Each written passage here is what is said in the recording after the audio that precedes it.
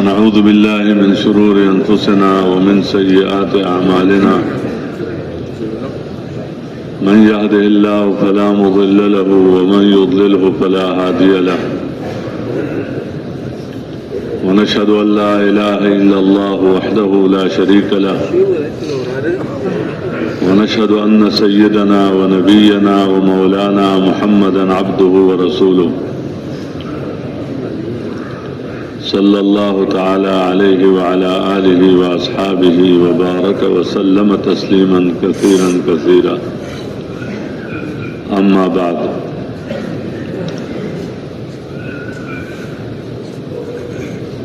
میرے محترم دوستوں اور بزرگوں اور بھائیوں،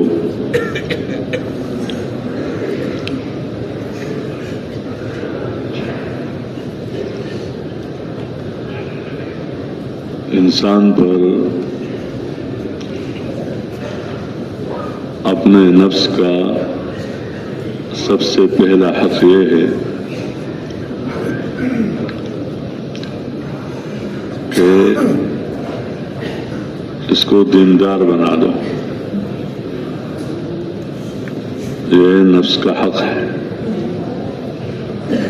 جیسے انسان اپنے آپ کو گرمی سے بچاتا ہے، سردی سے بچاتا ہے، بھوک سے بچاتا ہے، پیاس سے بچاتا ہے اور بیماریوں سے بچانے کی کوشش کرتا ہے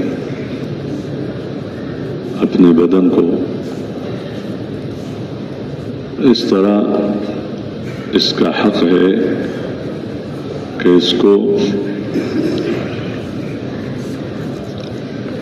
آخرت کی مصیبتوں سے اور آخرت کی پریشانیوں سے بچانے کی کوشش کرے کہ آخرت میں یہ ناکام نہ ہو جائے، کیونکہ وہاں کی جو ناکامی ہے وہ پھر ہمیشہ ہمیشہ کے لیے ہے اور وہاں کی کامیابی بھی ہمیشہ ہمیشہ کے لیے ہے۔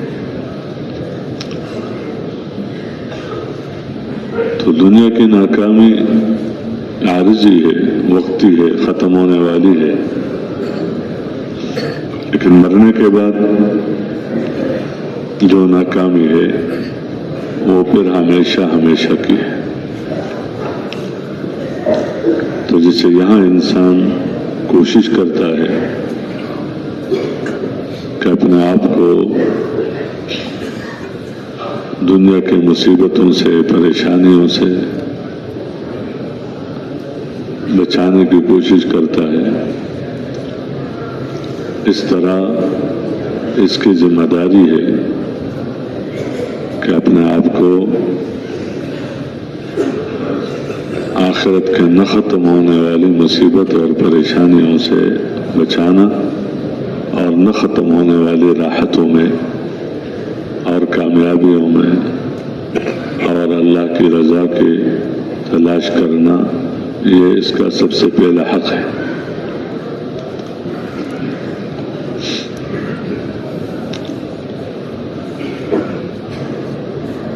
اس لیے دین کی محنت کو سب پر لازم کیا کہ دیندار بننے کی محنت کرو، اور محنتوں کی نفی نہیں ہے، وہ انسان کی ضرورتیں ہیں، حاجتیں ہیں۔ مالدار بننے کی محنت کرو، مالدار بنو گے تو مال کے منافع سامنے ہیں۔ تجارت کی محنت کرو تو تاجر بن جاؤ گے، زمین پر محنت کرو تو زمیندار بن جاؤ گے، زمیندار کے منافع تجھے ملیں گے۔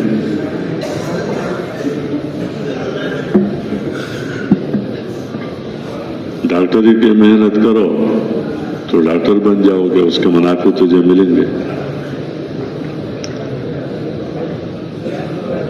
تو اس طرح بندہ دیندار بنے گا دین کی محنت سے، جیسے مالدار بنے گا مال کی محنت سے۔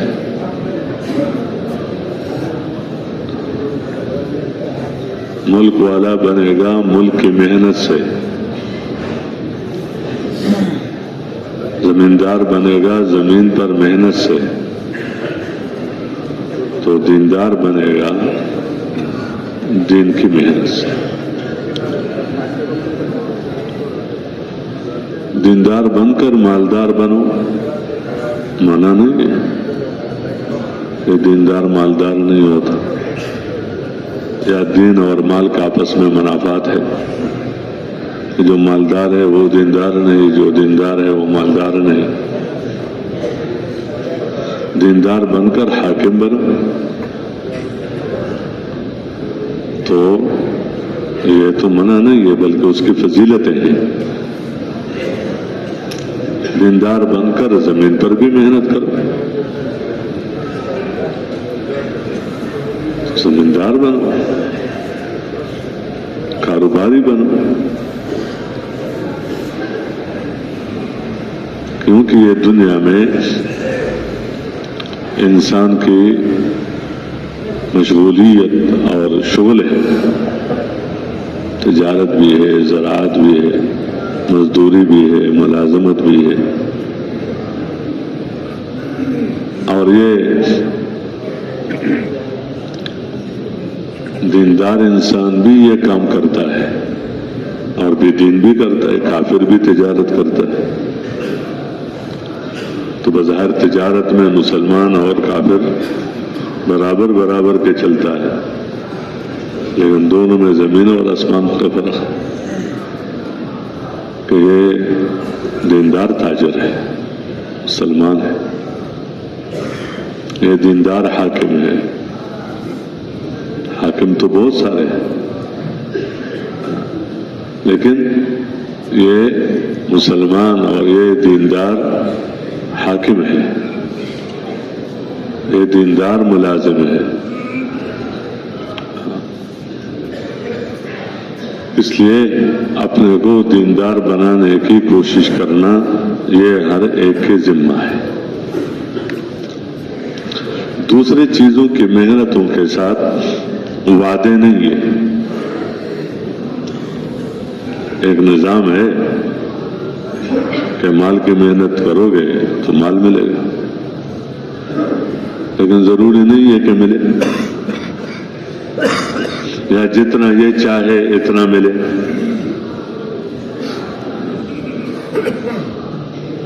ڈاکٹر بننا چاہے تو ضروری نہیں ہے کہ بن جائے، یا جیسے جتنا یہ چاہتا ہے جس درجے پر تو اس درجے تک پہنچے گا۔ حاکم بننا چاہتا ہے، کوئی عہدہ چاہتا ہے تو ضروری نہیں ہے کہ ملے، یا جو سطح یہ چاہتا ہے اس کو وہ ملے، تو یہ وعدے نہیں ہے، یہ اللہ کا اپنا نظام ہے، غیب کا، مقدر کا، اور اس کے ماتحت اللہ پاک دیتا ہے۔ اس لیے اس کو اپنے مشیت کے ساتھ جوڑا کہ من کان یرید العاجلۃ عجلنا له فیہا ما نشاء لمن نرید، کہ جس نے اس دنیا ہی کو اپنا مقصود بنا دیا کہ دنیا میں ملک والا بن جاؤں، مال والا بن جاؤں، اور عہدے والا بن جاؤں، چیزوں والا بن جاؤں، دنیا کے سامان والا بن جاؤں، جو بھی ہے، اور ظاہر بات اس کے لیے کوشش کرتا ہے، کیونکہ دنیا کے بارے میں تو سب کا ذہن ہے کہ بیٹھے بیٹھے مالدار نہیں بن سکتا، بیٹھے بیٹھے ڈاکٹر نہیں بن سکتا، بیٹھے بیٹھے کاروباری نہیں بن سکتا، وہ کام کرو، کرو گے تو بنو گے۔ عمومی طور پر یہ ذہن سب کا ہے،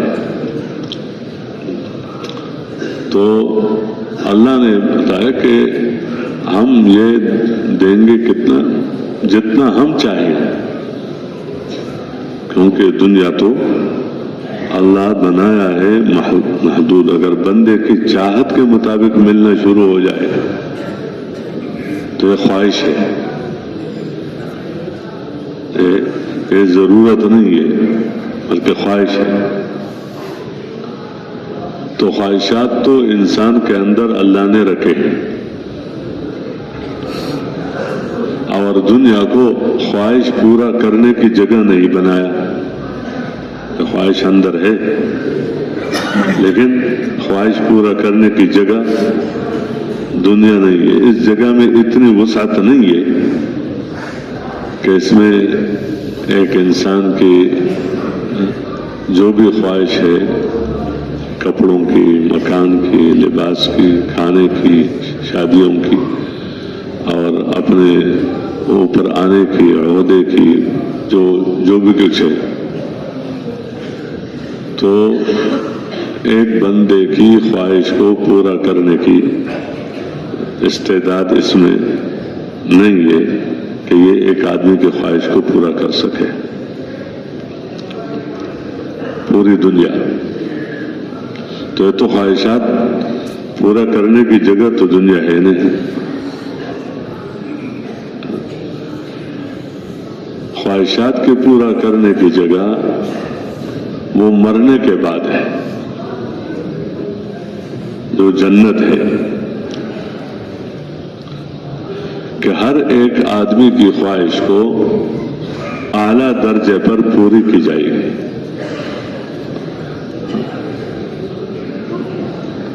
جو چاہے گا، جتنا چاہے گا، جیسے چاہے گا، اس کو ملتا ہی رہے گا، اس کو ملتا ہی رہے گا.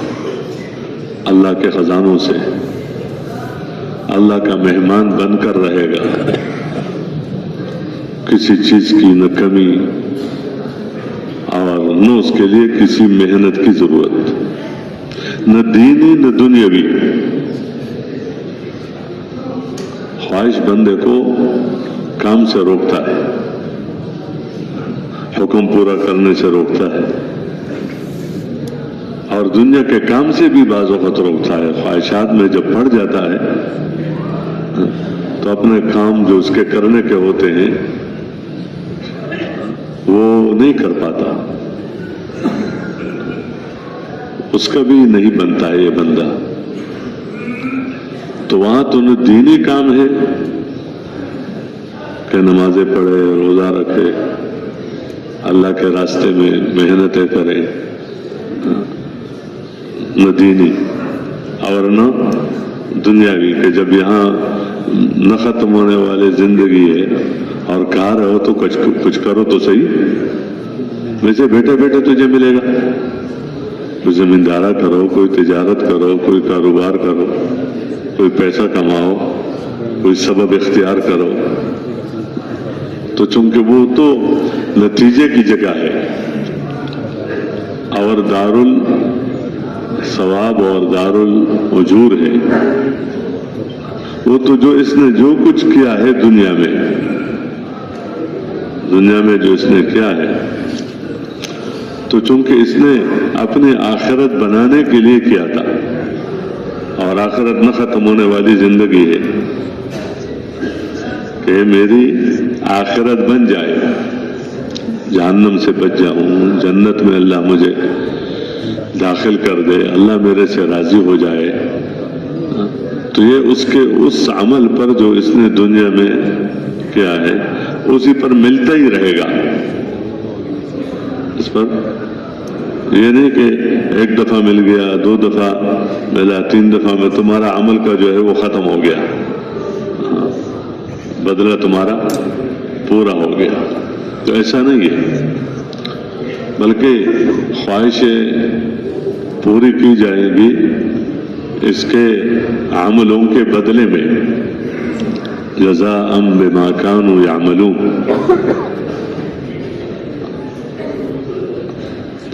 تو دنیا میں جو یہ چاہتا ہے وہ ملے یہ نہیں، یا ہر ایک کو ملے یہ بھی نہیں. اس لیے یہ ضابطہ بتایا کہ عجلنا لہو فیہا ما نشاء، دنیا میں جو ہم چاہیں گے وہ ملے گا، یعنی کہ جو یہ چاہے گا، جتنا پیسہ یہ چاہے گا اس کو مل جائے، جیسے گھر چاہتا ہے اسے مل جائے، جہاں اپنی کوئی ضرورت پوری کرنا چاہے تو ہو جائے. ایسا نہیں، ما نشاء جتنا ہم چاہیں گے. اور لمن نرید جس کے لیے ہم چاہیں گے، یہ بھی نہیں کہ ہر ایک کے لیے نہیں، بعض کے لیے ہم چاہیں گے بعض کے لیے نہیں چاہیں گے. یہ تو دنیا میں اس کا انجام ہے، اور آخرت میں جہنم، جہاں ہر خواہش کو اعلیٰ پیمانے پر توڑا جائے گا.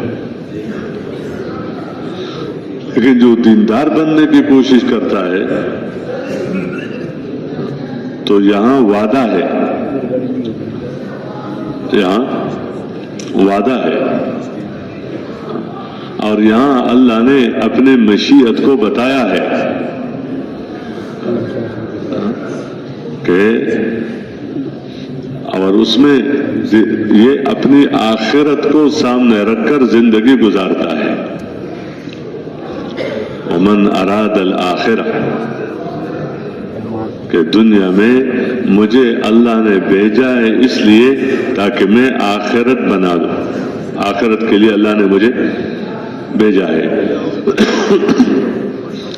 تو ایک وہ انسان ہے جو دنیا میں اپنی دنیا بنانا چاہتا ہے مقصد کے طور پر، ایک تو ضرورت ہے وہ الگ، اور ایک وہ ہے جو دنیا میں اپنی آخرت بنانا چاہتا ہے کہ میری آخرت بن جائے. اور اس ارادے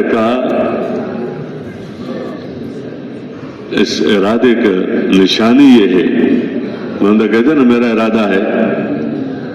ایک ہے ارادہ، نیت جس کو کہا جاتا ہے، اور ایک آرزو، اس کو عربی میں امنیہ کہا جاتا ہے. آرزو کہ بس جی تو بہت چاہتا ہے یوں ہو یوں ہو. اس لیے یہودیوں کے بارے میں کہا کہ یہ کہتے ہیں لن يدخل الجنت الا من كان هودا ونصارا، کہ جنت ہے کن کے لیے؟ ہمارے لیے تو ہے. اور عیسائی کہتے ہیں کہ ہمارے لیے تو ہے، ہم اولاد ہیں نبیوں کے، ہم یوں ہیں یوں ہیں. تو اللہ نے جواب دیا تلک امانیہم، یہ ان کی آرزوئیں ہیں، ویسے اندر سے آرزوئیں ہیں. آرزو کوئی کہتے تو اس کے لیے دلیل لے آؤ. تمہارے پاس دلیل کیا ہے اس بات کا؟ تم جہنم سے بچنے کا اور جنت میں جانے کے لیے کیا کر رہے ہو؟ کہ تم کہتے ہو کہ میں جنت میرے لیے ہے، میں جنت کے لیے ہوں، اور ہمیں بنایا ہے جنت ہی کے لیے، ہم جنت میں جائیں گے. تو کہ تمہاری آرزوئیں ہیں، تمنائیں ہیں. اگر تمہاری بات ہے تو دلیل لے آؤ اپنی بات پر. اور دلیل یہ ہے کہ سب کو بتایا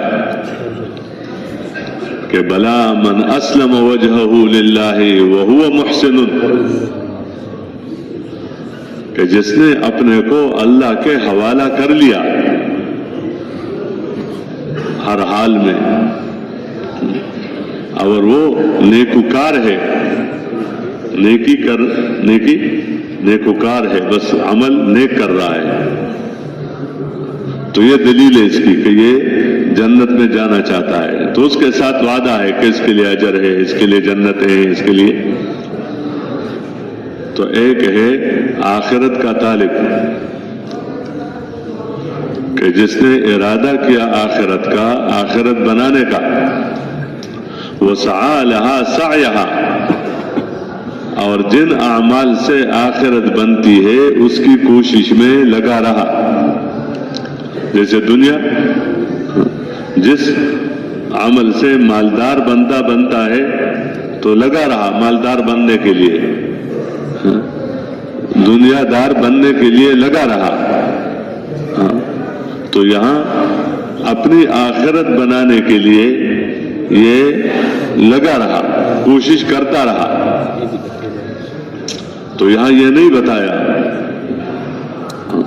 کہ جس کے لیے ہم چاہیں گے تو وہ تو چلے جائے گا، نہیں چاہیں گے تو نہیں چلے گا. یہاں اپنا چاہنا بتایا، اپنا چاہنا کہ جو یہ کام کرے گا، اس کے لیے محنت کرے گا، کوشش کرے گا، تو ان کی محنت، ان کی قدردانی کی جائے گی. فَأُولَٰئِكَ كَانَ سَعْيُهُمْ مَشْكُورًا. ایسا نہیں ہے کہ اس نے محنت، یہاں وعدہ ہے کہ جو مجاہدہ کرتا ہے، خواہش کے خلاف حکم پورا کرتا ہے، تو وعدہ ہے لَنَهْدِيَنَّهُمْ سُبُلَنَا، ہم ان کے لیے راستے کھولیں گے، اپنے تقرب کے، اپنی محبت کے، جنت کے، دنیا و آخرت میں کامیابیوں کے. یہاں وعدہ ہے. اور وہ بھی اس طرح کہ بھی بندہ ایک نیکی کرے گا اپنی آخرت بنانے کے لیے تو قدردان اتنا ہے کہ ثواب ملے گا 10 نیکیوں کا، کم از کم 10. من جاء بالحسنۃ فلہ 10 امثالها. کہ یہاں تک پہنچا دیا، بس پہنچانا کام ہے،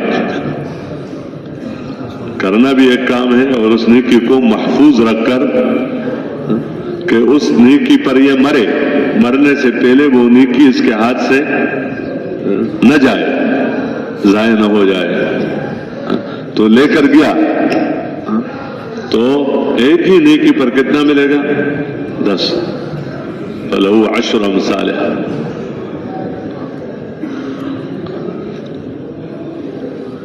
اور پھر بعض کے لیے ایک کے بدلے میں 700، ایک کے بدلے میں کتنا؟ 700. اور اس کو مثال سے واضح کیا کہ تم جب اللہ کے راستے میں خرچ کرتے ہو، جو بھی بندے کے پاس ہے وہ خرچ کرتا ہے. خرچ کا عام طور پر ذہن بنتا ہے پیسے سے. پیسہ اللہ نے دیا، پیسہ خرچ کرو. علم اللہ نے دیا، علم خرچ کر لو. استعداد اللہ نے تمہیں دی ہے، اس کو خرچ کرو. تمہیں اللہ نے ذہن دیا ہے، اس کو لگاؤ. عقل دیا ہے، وہ لگاؤ.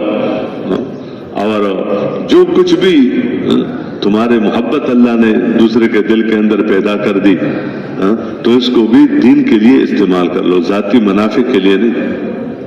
یعنی جو کچھ تمہیں اللہ نے دیا ہے، دینے والا اللہ ہے. وَمِمَّا رَزَقْنَاهُمْ يُنْفِقُونَ. کہ جو کچھ ہم نے دیا ہے ان کو تو اس سے خرچ کرتے ہیں. ان کی خرچ آمد ہے کہ خرچ کیا آمد ہے. عام طور پر تو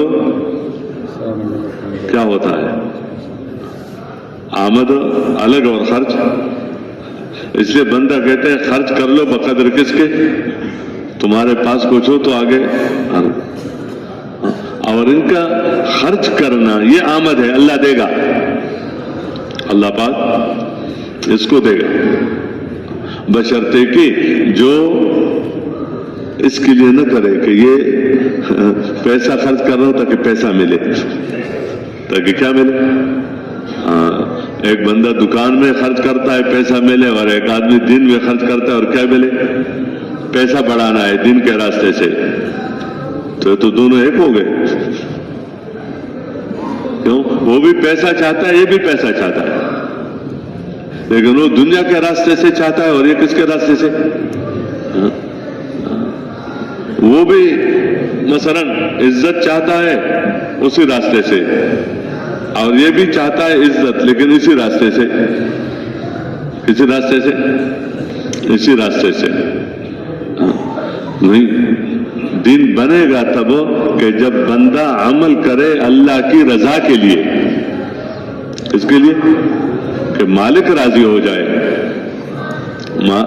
اور مالک کا راضی ہو جانا یہ اس کے لیے سب سے بڑی بات بنے کہ یہ میرے لیے بہت بڑی بات ہے کہ میرا رب میرے سے راضی ہو، بس ہے تو یہی بڑی بات، ورضوان من اللہ اکبر، کہ اللہ کا راضی ہو جانا۔ دیکھو بندہ کی کیا حیثیت ہے، کمزور ہے، لیکن اللہ نے اس کو بنایا ہے اپنے لیے۔ تو اب یہ اور اس سے کون راضی ہو گیا؟ مالک اس سے راضی ہو گیا، اللہ اس سے راضی ہو جائے، تو یہ اس بندے کی کتنی بڑی سعادت ہے کہ اس سے اپنا مالک، اپنا خالق، معبود وہ کیا ہے؟ راضی ہے۔ تو عمل کرے کس لیے؟ مال بڑھانے کے لیے نہ کرے، مال بڑھانے کے لیے نہ کرے، اپنی حالات بنانے کے لیے نہ کرے، کہ دین میں حالات بنتے ہیں، وہ بھی حالات بناتا ہے، وہ حالات بناتا ہے دنیا کے راستے سے، اور یہ بناتا ہے کس کے راستے سے؟ دین کے راستے سے، باقی دونوں کا غرض ایک ہو گیا، کہ وہ بھی تو کیا ہوگا؟ نتیجہ یہ ہوگا کہ جب بندہ کوئی کاروبار کرتا ہے اور اس کا حالت بنتا ہے تو آگے بڑھتا ہے، اور جب اس میں نقصان آ جاتا ہے تو کہتے یہ کاروبار ٹھیک نہیں ہے، چھوڑ دو۔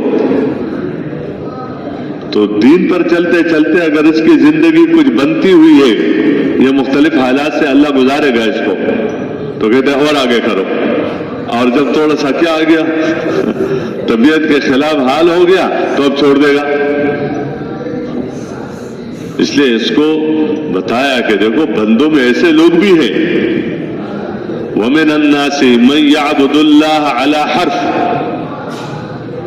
کہ دین کے راستے پر چلتے ہیں، بندگی کرتے ہیں، لیکن کنارے پر چل رہے ہیں، ادھر اور راستے میں کنارے پر چل رہے ہیں۔ مَن يَعْبُدُ اللَّهَ عَلَى حَرْفٍ فَإِنْ أَصَابَهُ خَيْرٌ اطْمَأَنَّ بِهِ، اگر اس کا حال اچھا ہو گیا، اس کا کام بن گیا، اس کا مسئلہ حل ہو گیا، اس کی ضرورت پوری ہو گئی، جو بھی، تو کہتے ہیں یار بہت اچھا راستہ ہے، اچھا کام ہے، اس کا دل کیا ہو جاتا ہے؟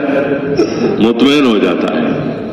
لیکن اس راستے پر چلتے چلتے اگر نقصان آ گیا، کیونکہ تو دونوں ہیں، آخرت کی کمائی میں دونوں ہے، کہ دونوں حال آخرت کے بننے کا ذریعہ، اگر طبیعت کے خلاف حال آ گیا تو صبر ہے، طبیعت کے موافق حال آ گیا تو شکر ہے، اور یہ دونوں بندے کے لیے بہتر ہے۔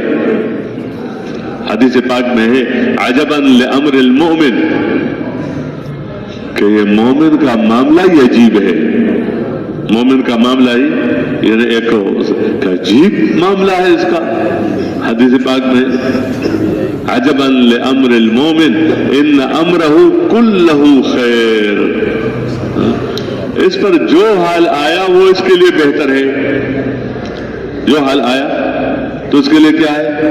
یعنی بعض وقت تو بندہ ہے کہ یہ بہتر اور یہ ذرا نقصان، تو اس کا معاملہ ہی عجیب ہے کہ ان امرہ کلہ خیر، کہ اس کا معاملہ ہی خیری خیر ہے۔ کیوں؟ ان اصابتہ سرا، اگر اپنے طبیعت کے مطابق حال آیا، جو چاہتا تھا وہ مل گیا، جو بھی چاہتا تھا وہ مل گیا، خوشی کے حال آ گیا، تو اس وقت یہ مومن کیا کرے گا؟ شکرہ، یہ دیندار ہے تو شکر گزار ہے، دیندار بنو یعنی نعمت کے حال میں شکر گزار بنو، تو یہ شکر کرے گا۔ شکر کیا مطلب؟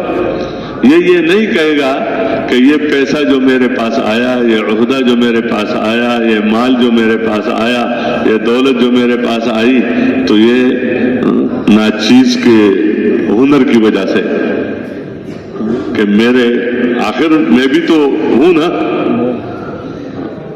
ٹھیک ہے اللہ دیتا ہے لیکن اللہ تو بھی دیکھتا ہے نا کس کو دوں کس کو نہ دوں. تو میرے اندر تو لیاقت ہے, میرے اندر اس کی گویا میں اس کا حقدار ہوں. اللہ معاف کرے, اللہ پر کس کا حق ہے؟ قارون سے بات کی گئی اور سمجھانے کی کوشش کی گئی کہ دیکھو تجھے جو مال اللہ نے دیا ہے, اللہ نے دیا ہے تو یہ آخرت بنانے کے لیے دیا ہے, آخرت بنانے کے لیے دیا ہے. اور آخرت کا بنانا یہ ہے کہ اس مال کے حقوق ادا کرو. اللہ نے تیرے ساتھ احسان کیا تو غریبوں پر احسان کرو, یہ ان کا حق ہے. یتیموں پر احسان کرو, محتاجوں کو دو, جو جن کا حق ہے ان کو دو. تو اللہ نے تمہیں پیسہ دیا ہے تو یہ پیسہ تمہاری آخرت کے بنانے کے لیے, جیسے میں نے پہلا عرض کیا کہ جو آخرت چاہتا ہے اور اس کے لیے کوشش کرتا ہے تو ان کی قدردانی کی جائے گی. تو قارون سے کہا گیا کہ وابتغ فیما آتاک اللہ الدار الآخرہ, کہ اللہ نے جو تمہیں دیا ہے تو اس میں آخرت کی تیاری کرو. یہ نہیں زکوٰۃ کا حکم ہے تو زکوٰۃ پورا کرو, حج کا ہے تو حج کا حکم پورا کر لو, اس طریقے سے دوسروں کے حقوق ہے تو وہ دے دو, اور اس میں جو بھی اللہ نے بتایا ہے آخرت تو کر لو. باقی تمہاری دنیا کی ضرورتیں ہیں وہ پوری کرو. اور راستہ یہی ہے کہ اللہ کے بندوں کے ساتھ احسان کرو. اللہ نے تمہارے ساتھ احسان کیا, تم اللہ کے بندوں کے ساتھ کیا, کیونکہ اللہ کو یہ بہت پسند ہے. اللہ نے تمہیں کھلایا تو تم اوروں کو کھلاؤ, اللہ نے تمہیں پلایا تو تم اوروں کو ان کو بھی اللہ ہی پلانے والا ہے, اللہ ہی کھلانے والا ہے. لیکن اللہ نے تمہیں وہ ایک مقام دیا خلافت کے عنوان سے کہ اللہ اپنے بندوں کو کھلا رہا ہے تمہارے ذریعے سے. یہ نہیں کہ ان تک اس کا رزق پہنچنا تمہارے پر موقوف ہے, تم نہ ہو, بہت سارے اللہ ان کے ذریعے سے دے دے گا, لیکن تمہاری بات تمہاری آخرت بنے گی. تو کھلاؤ پلاؤ پہناؤ, ان کی ضرورتوں کو پورا کرو. کیوں؟ یہ اخلاق ہے. روایت میں ہے بھی تخلقوا باخلاق اللہ, کہ اپنے اندر اللہ والے اخلاق پیدا کرو.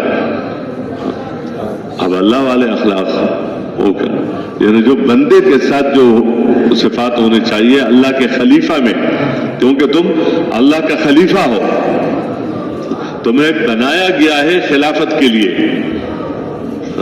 تو خلافت تو جس کا خلیفہ ہوتا ہے تو وہ کام وہ کرتا ہے. تو اس میں کیا بتایا کہ اللہ معاف کرتا ہے. کوئی غلطی کر لے تو اللہ کیا کرتا ہے؟ معاف کرتا ہے. تو تمہارے بھی کسی نے اگر کوئی نقصان پہنچایا اور وہ معافی مانگتا ہے تو تم معاف کرو. تم کیا ہے؟ معاف کرو. اللہ کھاتا نہیں ہے, اس کی تو ضرورت ہی نہیں ہے, کھلاتا ہے. اور تم اللہ کے بندے ہو اور اللہ کا خلیفہ ہو تو تم کھاؤ بھی, لیکن تمہارا اصل کام کھانا نہیں ہے, تمہارا اصل کام کھلانا ہے. کھلانا تمہارا کام ہے, پلانا تمہارا کام ہے, پہنانا تمہارا کام ہے, دوسروں کو مکان دینا تمہارا کام ہے, دوسروں کے عیوب پر پردہ ڈالنا تمہارا کام ہے. کہ تم دوسروں کے عیوب پر کیا کرنا؟ پردہ ڈالو. کیوں؟ اللہ کتنا پردہ ڈالتا ہے اپنے بندے کو. اللہ پاک, حالانکہ اللہ کا علم ہے کہ اس نے یہ غلطیاں کی, یہ گناہ کیا, لیکن اللہ پاک اس کو شرمندہ نہیں کرتا. تو تم معاف کر لو, تم درگزر کر لو, تم کیا کر لو, یعنی اس پردہ ڈالو. اور آگے پھر فضیلت کیا بتائی کہ تم اللہ کے بندے پر پردہ ڈالو گے, اللہ تمہارے پر ڈال دے گا. اللہ تمہارے پر ڈال دے گا. تم اللہ کے بندوں کو کھلاؤ گے, اللہ تمہیں کھلا دے گا. تم پلاؤ گے, اللہ تمہیں پلا دے گا. تم پہناؤ گے, اللہ تمہیں پہنا دے گا. ہاں, تم بندوں کی مدد میں لگو گے, بندوں کی مدد میں لگو گے تو اللہ تمہاری مدد میں لگ جائے گا. یعنی کتنی بڑی بات ہے. واللہ فی عون العبد, کہ اللہ اپنے بندے کی مدد میں ہوتا ہے جب بندہ بندے کی مدد میں لگا رہتا ہے. اب یہ الگ بات ہے کہ اس میں سب چیز اخلاص ہے. یہ بات کہ آج میں نے اس کا کام کر لیا کل میرا کر لے گا, آج میں نے اس کو کھلایا کل مجھے کھلا دے گا, آج میں نے اس کی ضرورت پوری کر لی کل میری ضرورت پوری کر دے گا, تو یہ بات الگ ہے. یہ الگ بات ہے کہ یہ بتائے کہ اگر کسی نے تمہارے ساتھ احسان کیا تو تم اس کے احسان کا بدلہ دو. اس کے ساتھ کچھ بھی نہیں دے سکتے ہو, جزاک اللہ تو کہہ دو. اس نے تمہارے ساتھ تو اس کو کہو کہ اللہ تمہارے اس احسان کا اللہ ہی تمہیں بدلہ دے, اللہ ہی تمہیں, تم دے سکتے ہو تو اس کا بدلہ دو. تو یہ عدل بدل جو ہے یہ کوئی وہ نہیں, یہ ظاہر میں اس کے کوئی جڑیں ہیں, لیکن مسئلہ یہ ہے کہ اس میں نیت ٹھیک ہونی چاہیے بس, کہ اللہ کے لیے. کس کے لیے؟ اللہ کے لیے. تو اللہ کے لیے کرو. تو کہا کہ اللہ نے تمہارے ساتھ احسان کیا تو تم اللہ کے بندوں کے ساتھ کیا کرو؟ احسان کرو. تو اس نے کیا کہا؟ اس نے ایک ہی جملے میں آپ نے اس کو صاف کر دیا اپنے طور پر نبی کی بات. یہ نہیں کہا کہ اللہ نے نہیں دیا, لیکن کیا کہتے ہیں انما اوتیتہ علی علم عندی, کہ مجھے جو ملا ہے یہ تو میرے ہنر کی وجہ سے ملا ہے. یہ دیا اللہ نے, لیکن میرے پاس کیا ہے؟ کمانے کا ہنر ہے, ہنر ہے. انما اوتیتہ علی علم عندی, کہ میرے پاس علم ہے, میرے پاس علم ہے. یہ سب ہنر ہے, یہ دنیا کی جتنے بھی علوم ہے جس کو یہ فنون ہے. گاڑی چلانے کا ہنر ہے, مکان بنانے کا ہنر ہے, تعمیرات کا ایک ہنر ہے. دوسرے یہ سب کیا ہے؟ فنون جس کو کہا جاتے ہیں کہ اپنی زندگی گزارنے کے لیے ایک دوسرے کے ساتھ جو شعبے جڑے ہوئے ہیں تو ایک دوسرے کے کام میں لگے رہتے ہیں, کام کرتے ہیں. اس کو کپڑے کی ضرورت ہے, کپڑا سلانا نہیں آتا, اور دوسرے کو پیسے کی ضرورت ہے اور کپڑا سلانا آتا ہے, تو تم اس کے کپڑا سلا دو, اس کا کام بن جائے گا, اور وہ تمہیں پیسہ دے دے گا تو تمہارا کام بن جائے گا. ایک تو مکان بنانے کا ہنر ہے اور پیسہ نہیں ہے اس کے پاس, اور دوسرے کو مکان کی ضرورت ہے, چاہتا ہے کہ میرا مکان بنے, لیکن کیا نہیں ہے, بنا نہیں سکتا. تو اس کو ایک دوسرے کے ساتھ جوڑا کہ تم اس کے کام میں لگو تو تمہارا کام بن جائے گا. اس طرح اللہ نے اس نظام کو اس طرح چلایا ہے کہ ہر ایک کو دوسرے کا محتاج بنایا ہے. تو اس نے کہا یہ تو مجھے ہنر سے ملا, نفی کی. حالانکہ اس کو نہیں دیکھا کہ اگر ہنر ہے بھی تو یہ علم کس نے دیا؟ جیسے مال اللہ دیتا ہے تو علم کون دیتا ہے؟ سمجھ بوجھ بھی اللہ ہی دیتا ہے. اگر دماغ سے تم نے کسی چیز کو سمجھا, آنکھ سے دیکھا تو سمجھ گئے, اور بھی لوگ دیکھتے ہیں اس چیز کو, آپ نے دیکھا, آپ نے کچھ اور چیز سمجھ لیا اس سے, اللہ نے آپ کو سکھایا, اللہ نے آپ کو سمجھایا, سکھلایا, تو یہ علم بھی کس نے دیا ہے؟ علم بھی اللہ ہی نے دیا ہے. تو شکر بندہ جو ہوتا ہے تو اس کے پاس جو آتا ہے تو یہ کہتے ہیں مجھے اللہ نے دیا. مجھے کس نے دیا؟ سب سے پہلی بات یہ ہے کہ دینے والے کو پہچانتا ہے, اور اس کے ساتھ نفی ہے کہ یہ میرے کمانے سے یا میرے ہنر سے یا میرے سمجھ بوجھ سے یا میرے اس چیز سے نہیں ملا, بلکہ کس کے دینے سے ملا ہے. کتنے سمجھ بوجھ والے پھر رہے ہیں, کچھ بھی نہیں مل رہا ہے. کتنے عقل والے پھر رہے ہیں, کتنے تعلیم والے پھر رہے ہیں کام کے تلاش میں, اور ہے ڈگریاں ان کے پاس, لیکن جگہ ہی نہیں مل رہی ہے, چیز ہی نہیں ہے کچھ. تو مسئلہ ہے کہ شکر گزار ہے کہ اللہ کو کیا, اللہ کو پہچان لیا. کس نے دیا؟ اللہ نے دیا. اور پھر اس کے ساتھ یہ شکر گزار بنتا ہے کہ جب اللہ جو کچھ دیتا ہے تو اس کے ساتھ اس کے استعمال کرنے کا طریقہ بتلاتا ہے. جیسے دنیا میں بندہ کوئی چیز بناتا ہے، اس میں یہ کارخانوں میں یا جو ایجادات ہیں تو اس کا طریقہ بھی بتلاتا ہے. اگر اس طریقے سے اس کو استعمال کرو گے اس مشین کو تو اس کے یہ نفع ہے. اگر اس طریقے کے خلاف استعمال کرو گے تو پھر وہی نفع والی چیز سے نقصان مل جائے گی. نفع والی چیز ہے لیکن غلط طریقے سے استعمال کر لیا تو نقصان ہو جائے گا. نقصان ہو جائے. طریقے کا استعمال بتلاتا ہے کہ یہ طریقہ ہے.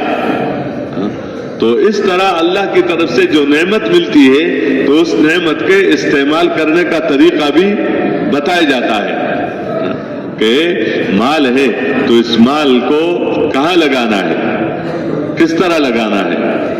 ملک دے دیا تو ملک کے بارے میں طریقہ بتایا کہ اس ملک میں تم اپنے آپ کو کیسے استعمال کرو گے.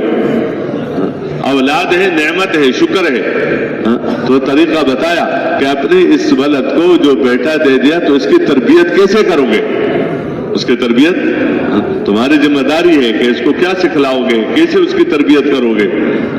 جو بھی حال آیا تو اس حال میں کیا بتا دیا، طریقہ بتا دیا. تو جو شکر گزار ہوگا تو وہ شکر گزار نعمت کو اللہ کی طرف منسوب کرے گا کہ اللہ نے، اللہ کے فضل سے یہ ہوا ہے، اللہ کے فضل سے، اللہ تعالیٰ کے کرم سے، اللہ تعالیٰ کی مہربانی سے اللہ نے یہ نعمت دی. کوئی میں اس کا حقدار نہیں تھا یا میرا حق بنتا تھا، نہیں. اللہ پر کسی کا کوئی حق نہیں ہے. تو یہ قدردان ہوتا ہے کہ یہ تو نعمت اللہ نے دی ہے. یہ دینداری ہے کہ چیز جب ہاتھ میں آ گئی تو حقیقت میں جس نے دی ہے اس کو پہچانو کہ وہ کون ہے. واسطے الگ ہے، واسطے کی قدردانی ہے. واسطے کی، جس راستے سے مل رہی ہے چیز تو اس راستے کی قدردانی ہے، واسطہ ہے. لیکن جس نے دی ہے حق اس کا بنتا ہے، اصل حق اس کا بنتا ہے. اس لیے دینے والے کو پہچانو کہ کس نے یہ نعمت دی. حضرت ابراہیم علیہ السلام کہ چھوٹے تھے تو اپنے ماں سے پوچھا کہ میرا پالنے والا کون ہے، میرا رب کون ہے. یہ نعمت ہے یا جو بھی ہے یہ کون دے رہا ہے، مجھے کون پالتا ہے. تو اس نے کہا میں بچوں کو مائیں کیا کرتی ہے، یعنی وہ پالتی ہے. ظاہری چیز کے اعتبار سے لفظ کوئی ایسا ہے بھی نہیں، کیونکہ ماں کھلاتی ہے، ماں پہلاتی ہے، ماں پہناتی ہے، ماں سلاتی ہے. اور اس لیے بچے کو بھی جب بھی کوئی چیز ہو جائے تو یہ روتا ہے اور ماں سمجھتی ہے کہ اس کو دودھ کی ضرورت ہے، اس کو سونے کی ضرورت ہے، اس گرمی لگ رہی ہے، سردی لگ رہی ہے. وہ تو بول تو نہیں سکتا ہے. تو اس کو کہا کہ تمہاری ضرورتیں پورا کرنا اور تو وہ تو میں ہی کر رہی ہوں. اس نے کہا اچھا میرا تو ہے تو تیرا کون ہے. تو کہتے تیرا باپ ہے. کیوں؟ وہی لاتا ہے باہر سے تو وہی تمہیں پکاتی ہوں، تمہارے پکا کے دیتی ہوں. باہر کا کام اس کے ذمہ ہے تو وہ لے کر آتا ہے اور میں اس کو کیا ہے پکاتی ہوں، کھلاتی ہوں، پہلاتی ہوں، پہناتی ہوں، یوں کرتی ہوں. تو ابراہیم علیہ السلام نے کہا اچھا میرا تو ہے اور تیرا میرا باپ ہے، تو میرے باپ کا کون ہے؟ میرا باپ کا کون؟ اس نے کہا نمرود ہے. جو وہاں وہ کام کرتا ہے تو وہ آگے دیتا ہے اس کو اور پھر وہ لے کر آتا ہے. انہوں نے کہا اچھا تو اس کا تو وہ ہے، تو اس کا کون ہے؟ کہتے یہاں سٹاپ کر لو.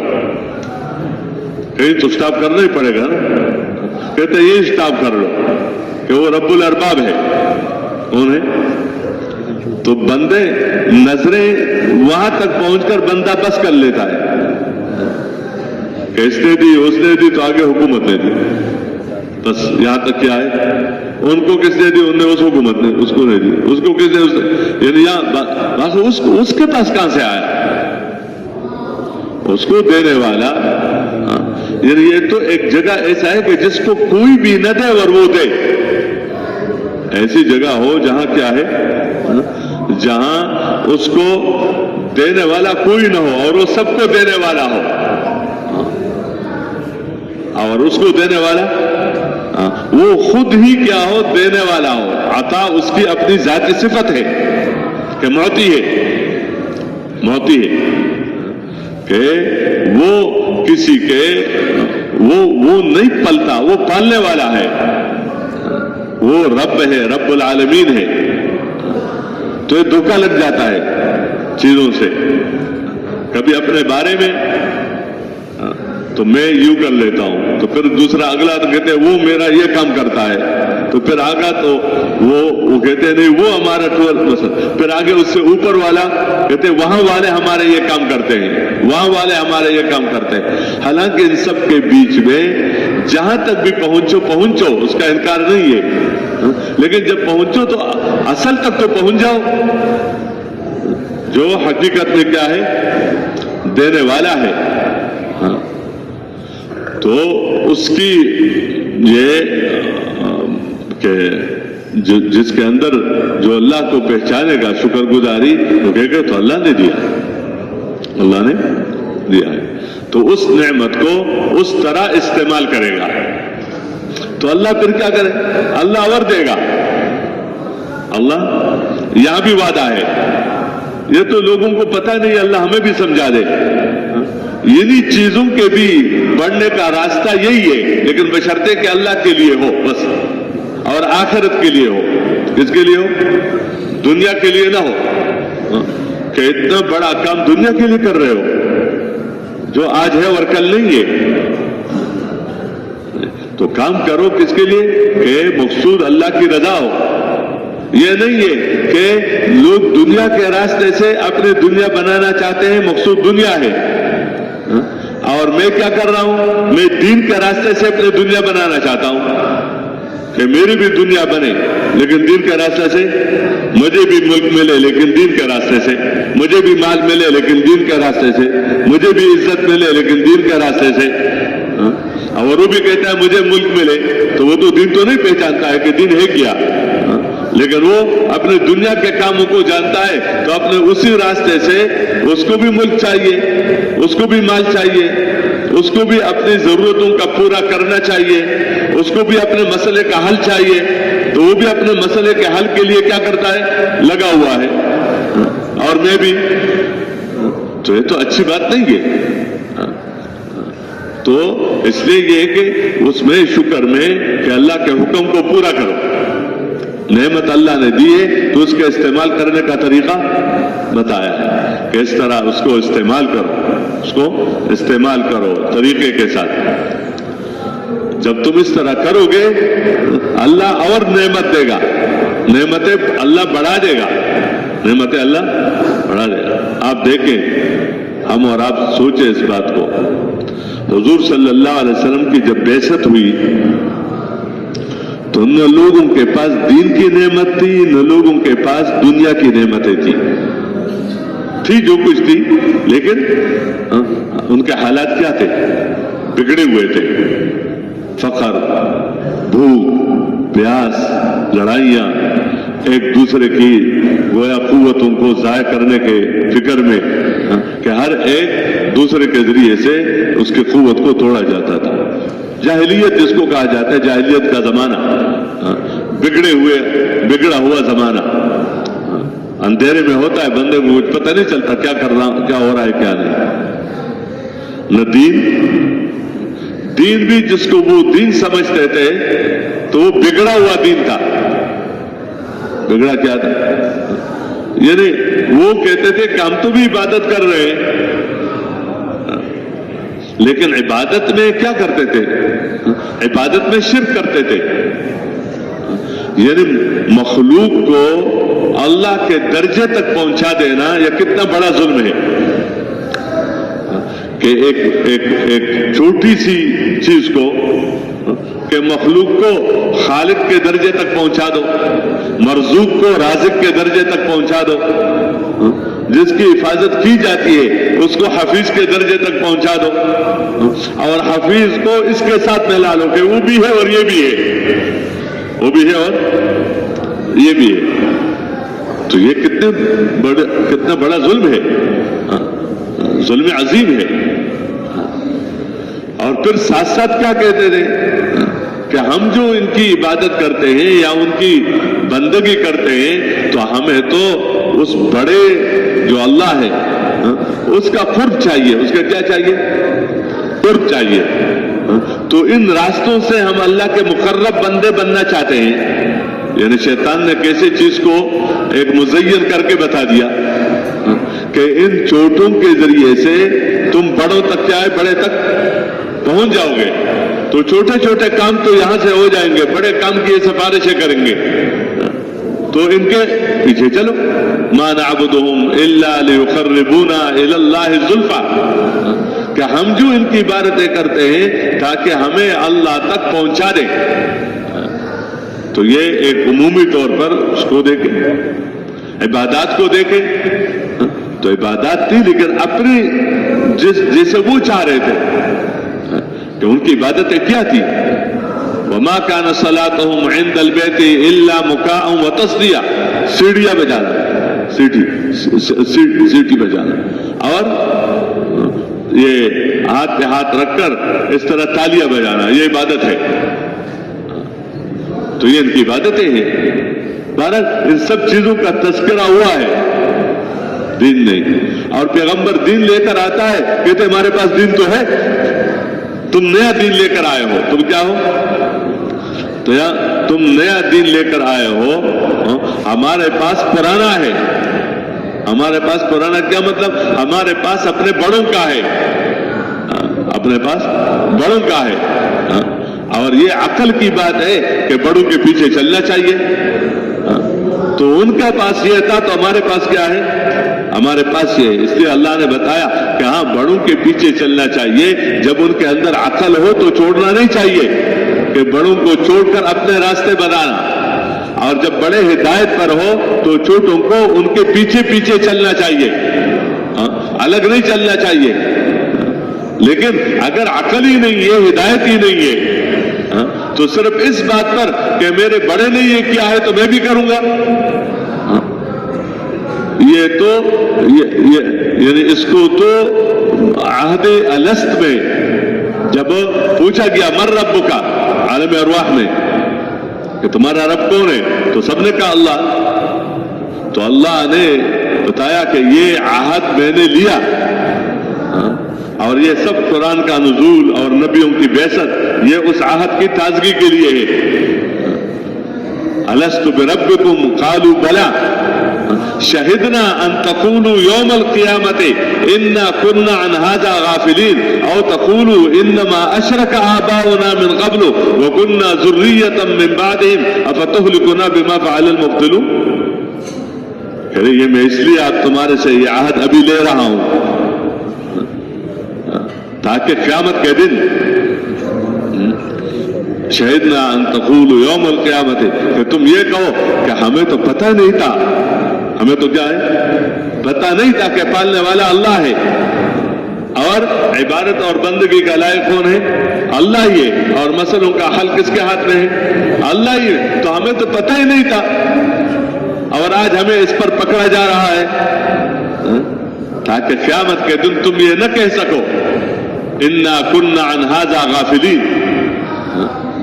اس لیے یہ روح سے یہ عہد لیا گیا ہر ایک سے، خواہ ابو جہل تھا خواہ فرعون تھا. تو فطری طور پر طبعی طور پر اس کو اس راستے پر بتایا گیا. یا یہ کہ تم قیامت دن کبھی یہ نہ کہو کہ انما اشرک آباؤنا من قبل، کہ ہمارے باپ دادے اسی راستے پر چلتے تھے، شرک کرتے رہے، تو ہم تو بعد میں آئے ہیں. تو بعد میں آنے والوں کا کام یہ ہے کہ پہلے والوں کے پیچھے پیچھے چلنا، یہ ان کا کام ہے. اور تقولوا انما اشرک آباؤنا من قبل وكنا ذریۃ من بعدهم، ہم تو ان کے اولاد ہیں. افتہلکنا ما فعل المبطلون, غلطی انہوں نے کی ہے اور پکڑے ہمیں جا رہے ہیں. کیوں؟ ان کے پیچھے چلنا ہماری غلطی نہیں ہے. چھوٹوں کو حکم ہے کہ بڑوں کے پیچھے کیا ہے, چلو. تو ہم نے تو اپنا کام کر دیا, اب وہ باطل پرتے تو ہم کیا کریں تاکہ قیامت کے دن تم یہ نہ کہہ سکے. یعنی اس دروازے کو کیا کر دیا, بند کر دیا. نہیں, اللہ نے پیغمبروں کو بھیجا اس بات کے لیے کہ جانے کہ اگر ہدایت ہے, عقل سے کام لے رہا ہے تو چلو, لیکن اگر راستے کو چھوڑ کر چل رہا ہے تو پھر تمہارے کیا, تمہیں راستہ بتانے والا موجود ہے, پیغمبر, دلیل, قرآن, حدیث, یہ سب موجود ہے. تو بہرحال میں عرض کر رہا, یہ ان کے پاس دین نہیں تھا. عبادات کو دیکھو, اخلاق کو دیکھو, دین کچھ بھی نہیں. اور آگے دنیا ان کے پاس کیا تھی, تو کھانے کے لیے ان کو کچھ نہیں ملتا تھا کہ کھانا ہو, پینا ہو, لباس کے لیے, بلکہ کوئی ان پر حکومت کرنے کو تیار ہی نہیں تھا. یہ دونوں نعمتیں, نہ دین ان کے پاس, نہ کیا ہے, نہ دنیا. اللہ نے پیغمبر صلی اللہ علیہ وسلم کو بھیجا تو پیغمبر صلی اللہ علیہ وسلم نے اسی معاشرہ میں کام کیا. اسی معاشرے میں دیندار بنانے کی محنت کی, کہ لوگوں کو دیندار بنانے کی محنت. انبیاء دیندار بنانے کی محنت کرتے تھے, مالدار بنانے کی نہیں کرتے تھے. وہ تو جب دیندار بن گیا سب کچھ ہو جائے گا, فقیر ہے تو پھر بھی کامیاب, مالدار ہے تو پھر بھی کامیاب. حاکم کی حکومت دینے کی محنت نہیں کرتے تھے کہ اس کو حکومت دو, اس کو نہ دو, اس کو یوں کر دو. نہیں, دیندار بنانے کی محنت کرتے تھے. دیندار ہے, حکومت مل گئی بہت اچھی بات ہے, نہیں ملی پھر بھی اچھی بات ہے. تو حضور صلی اللہ علیہ وسلم کی محنت سے وہ کیا بن گئے, دیندار بن گئے. اور کیسے دیندار بنے کہ ان کا عقیدہ, کلمے والا یقین دل کے اندر اترا. کلمے والا یقین کہ پہلے ان کا رخ دنیا کی طرف تھا, اب رخ کس طرف ہو گیا. یہ انقلاب ہے, رخ کا بدل جانا. ایک بندہ یعنی لاہور کی طرف جا رہا ہے اور پہنچنا چاہتا ہے کراچی, تو اس کا بدلنا کیا ہے کہ اس کو سمجھاؤ کہ یہ راستہ کراچی کا نہیں ہے, یہ لاہور کا ہے.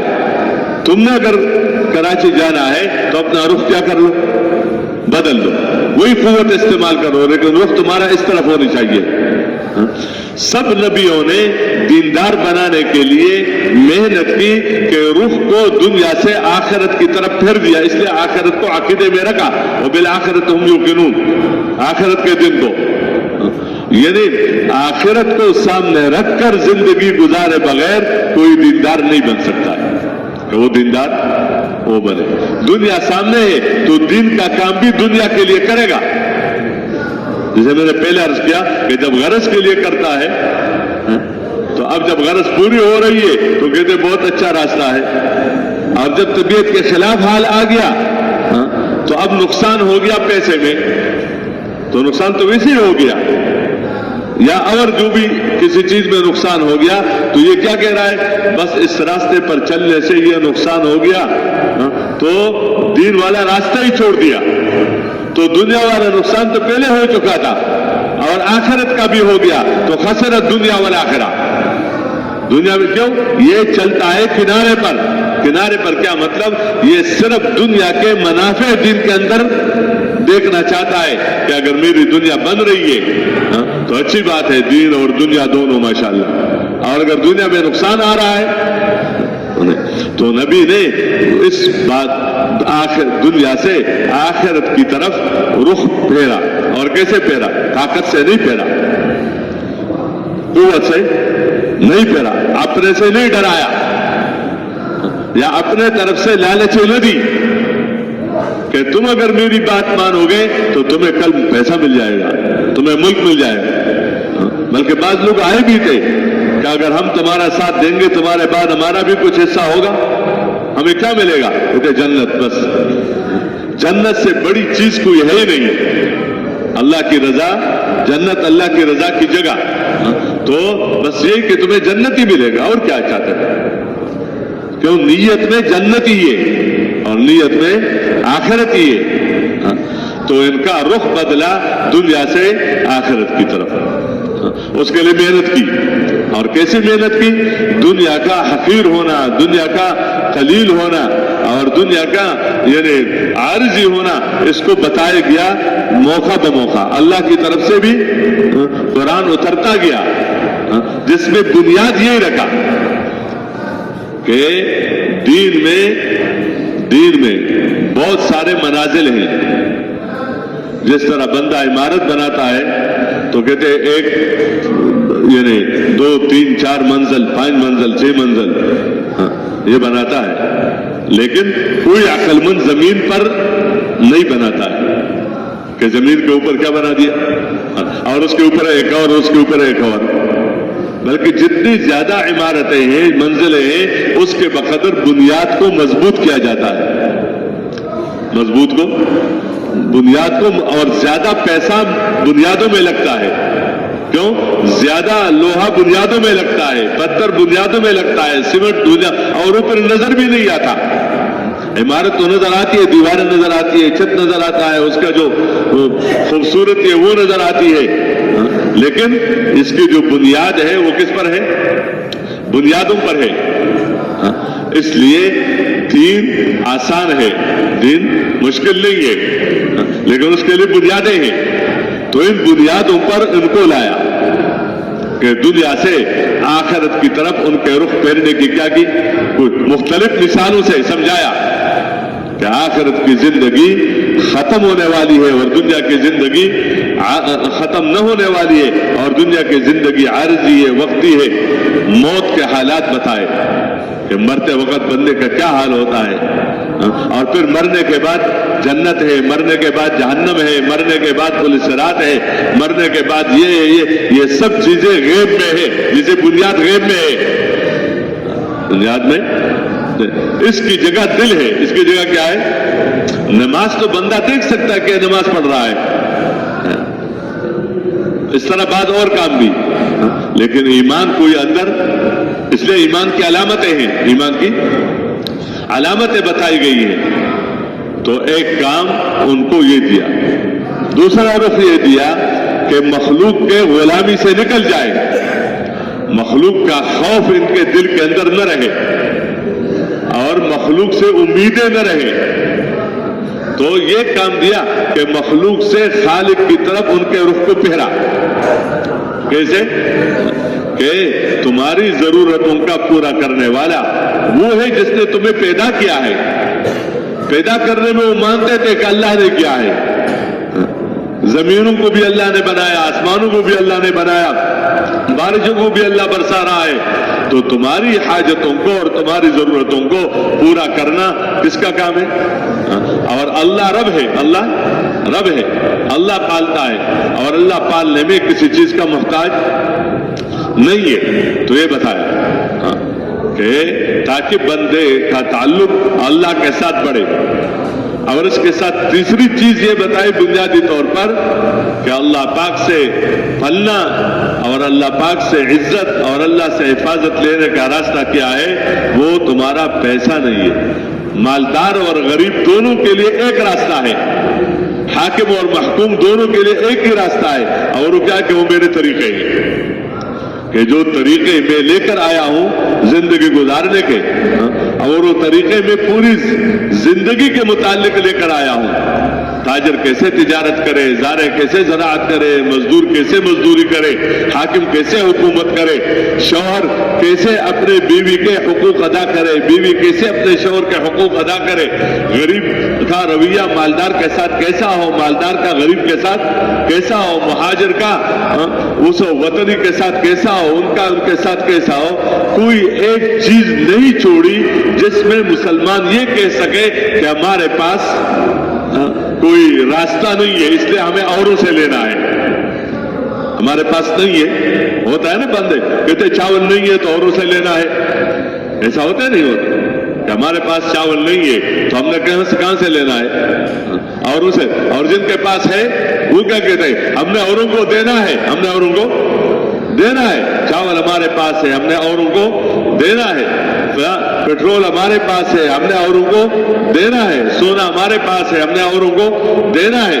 ہمارے پاس ہے اوروں کو دینا، یعنی ہم نے اوروں سے نہیں لینا ہے، کیونکہ ہمارے پاس جب نہیں ہے تو کہتے ہم نے اوروں سے لینا ہے۔ اوروں سے کن کے پاس ہے؟ کہتے فلان ملک والوں کے پاس ہے تو ان سے لینا۔ تو کبھی کبھی کہتے ہیں لین دین کرو، کیا ہے کچھ آپس میں جوڑ توڑ کر لو، جو تمہارا ہے وہ ان کو دے دو اور جو ان کا ہے وہ تم لے لو، تاکہ ان کا کام بھی بن جائے اور تمہارا کام بھی بن جائے۔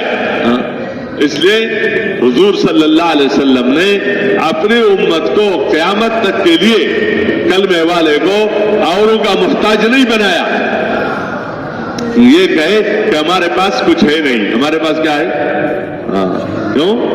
پیغمبر طریقے لے کر آئے ہیں کہ تم اپنی زندگی کیسے گزارو گے، اپنی زندگی کیسے گزارو گے، تمہاری تجارتیں کیسی ہوں گی، تمہاری زراعتیں کیسی ہوں گی، تمہاری مزدوریاں کیسی ہوں گی، تمہارے حکومت چلانے کا طریقہ کیسے ہوگا، تمہارا لباس حلال اور حرام اس میں ہے، کون سا حلال ہے کون سا حرام ہے، یہاں تک کہ تمہارا لباس کیسے ہوگا، تمہارے لباس پہننے کا طریقہ کیسے ہوگا، تمہارا کھانا حلال اور پاکیزہ کھانا کیا ہے، حکم ہے کہ کھاؤ پاکیزہ، تو پاکیزہ کھانا کس کو کہا جاتا ہے؟ حلال رزق کیا ہے؟ تو تمہارے لیے کیا ہے؟ راستہ بتایا، یہ حلال ہے اور یہ کیا ہے؟ یہ حرام ہے۔ یہ اس کے کھانے کا طریقہ ہے، یہ پینے کا طریقہ ہے، یہ پہننے کا طریقہ ہے، شکل ہے، اللہ نے نعمت کے طور پر دی، یہ بال ہے یہ نعمت ہے، یہ ناخن ہے یہ نعمت ہے، یہ جو بھی ہے اس کا طریقہ بتایا کہ تمہارا بال کا طریقہ، تمہارے شکل کا طریقہ، تمہارے لباس، یہاں تک اٹھنے بیٹھنے کا طریقہ کہ بیٹھنا ہے تو بیٹھنا کیسا چاہیے، اٹھنا کیسے چاہیے، کسی اوپر جگہ کی طرف جا رہے ہو تو تمہاری زبان پر کیا ہونی چاہیے کہ اللہ کی بڑائی، تم نیچے اتر رہے ہو تو تمہاری زبان پر کیا ہونی چاہیے کہ تسبیح پڑھو، تم چل پھر رہے ہو تو اللہ کی تعریفیں کرو، اللہ کا ذکر کرو، تاکہ کیونکہ میری اس امتی نے وہ سب کچھ اوروں کو دینا ہے جو میں نے اس کو دیا ہے۔ حضور صلی اللہ علیہ وسلم کے بعد نبوت کسی کو نہیں ملے گی، تو پیغمبر صلی اللہ علیہ وسلم عبادات کے طریقے بھی لے کر آئے، کیوں؟ ان کے عبادات کے طریقے بھی بگڑے ہوئے تھے، معاملات کے طریقے بھی لے کر آئے، معاشرت، زندگی گزارنا، چھوٹا بڑے کے ساتھ، بڑا چھوٹے کے ساتھ، مالدار غریب کے ساتھ، غریب مالدار کے ساتھ، حاکم محکوم کے ساتھ، محکوم حاکم کے ساتھ، ایک قرضدار اس مقروض کے ساتھ کہ جس پر قرض ہے، اور ایک مقروض اپنے قرضدار کے کیا کسی نے کسی کا حق ضائع کر دیا تو اب کیا کرے؟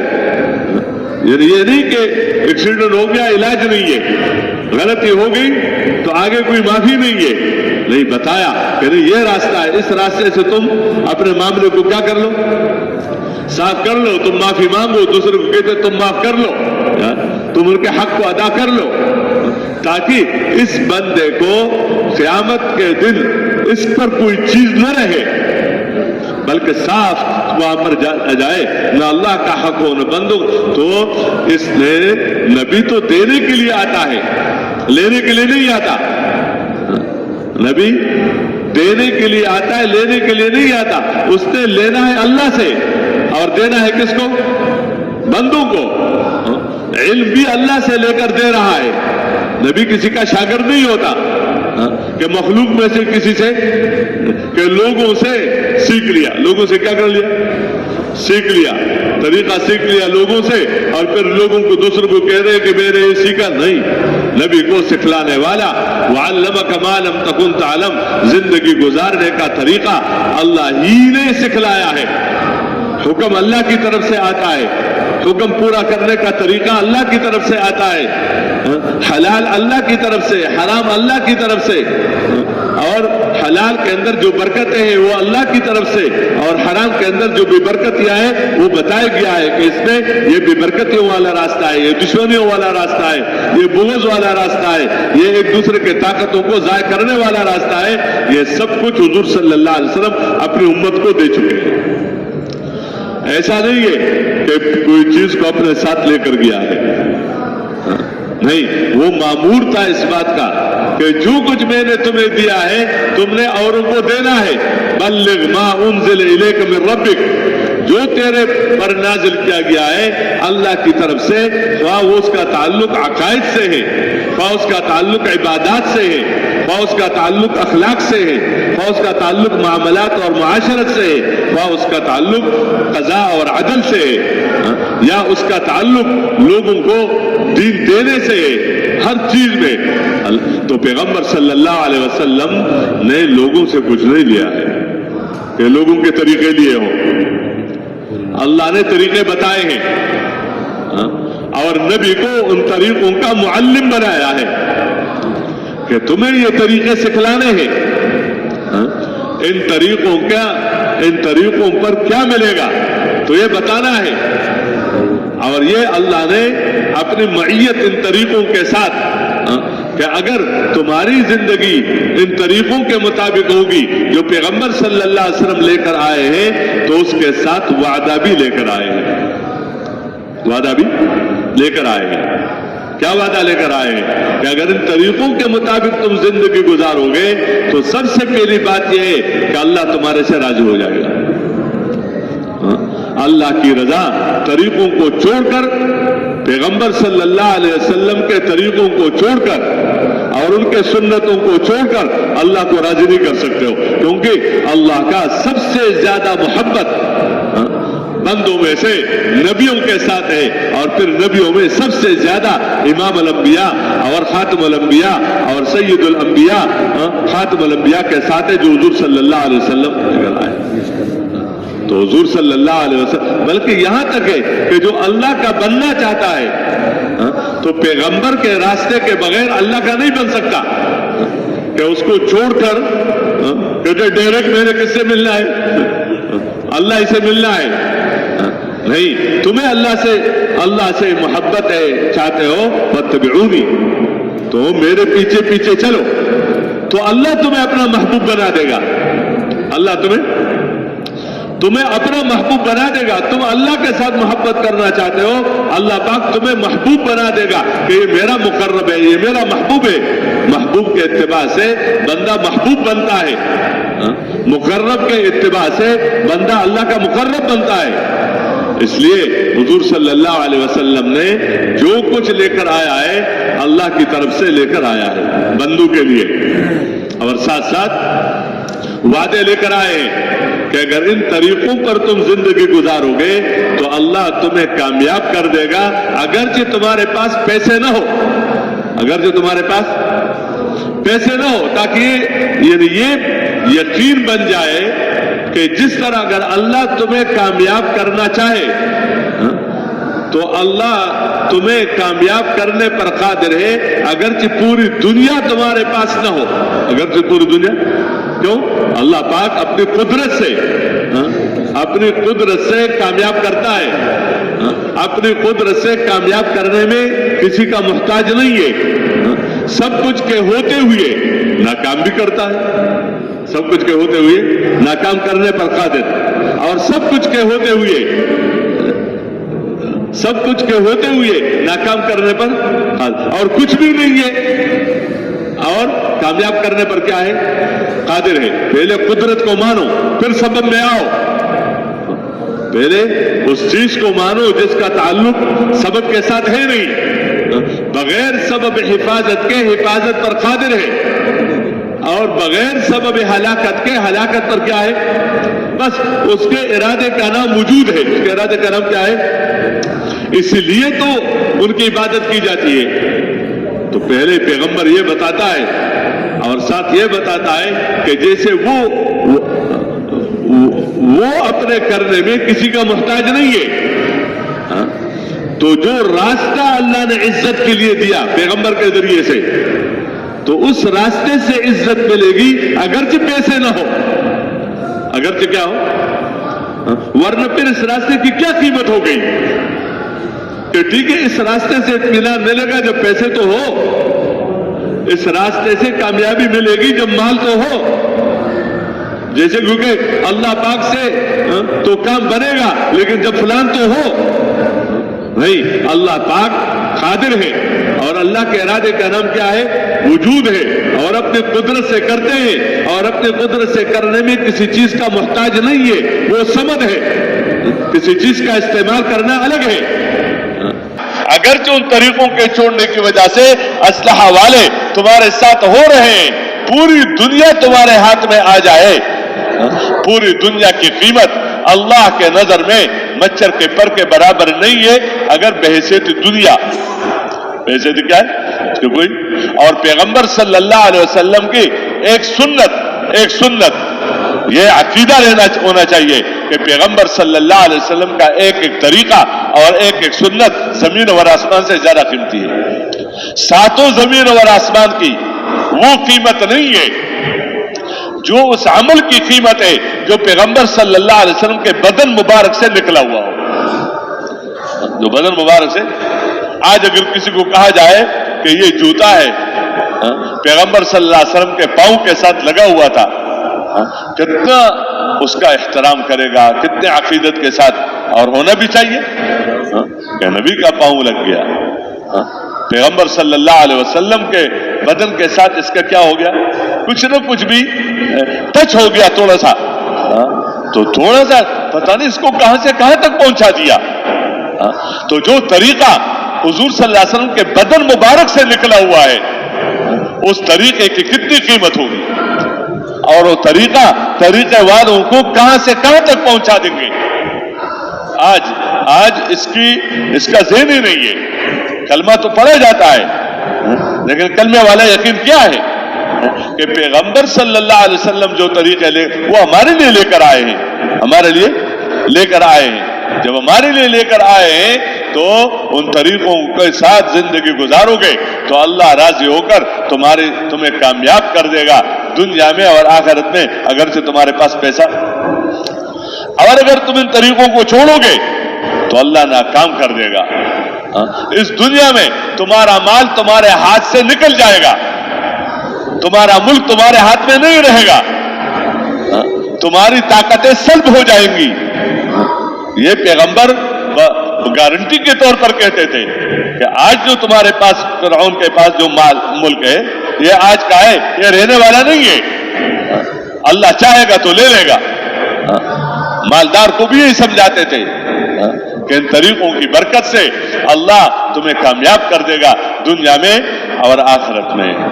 اس لیے اپنی امتی کو کسی کا محتاج نہیں بنایا بلکہ اوروں کو ان کا محتاج بنایا، کہ اوروں کے پاس وہ علم نہیں ہے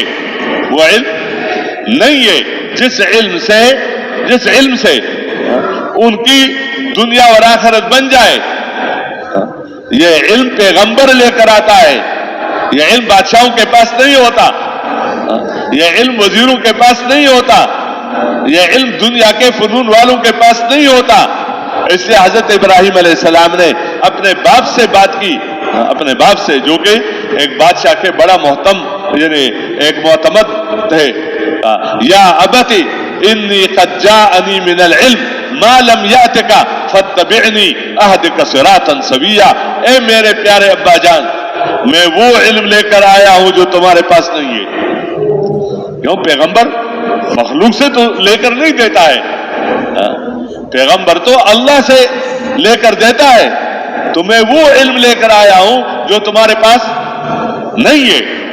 آخرت والا علم تمہارے پاس نہیں ہے، عمل والا علم کہ عمل سے کیسے تمہارے زندگی بنے گی اور عمل کے خرابی سے تمہاری زندگی کیسے بگڑے گی، یہ علوم جس سے تمہارے ملک کے مسائل بھی حل ہو جائے، تمہارے اقتصادیات کا مسئلہ، تمہارے جو بھی مسائل ہیں، اس سب کو اللہ نے اس زندگی کے ساتھ جوڑا ہے جو زندگی اللہ نے مجھے اس کا علم دیا ہے. ابراہیم علیہ السلام نے یہی سمجھایا.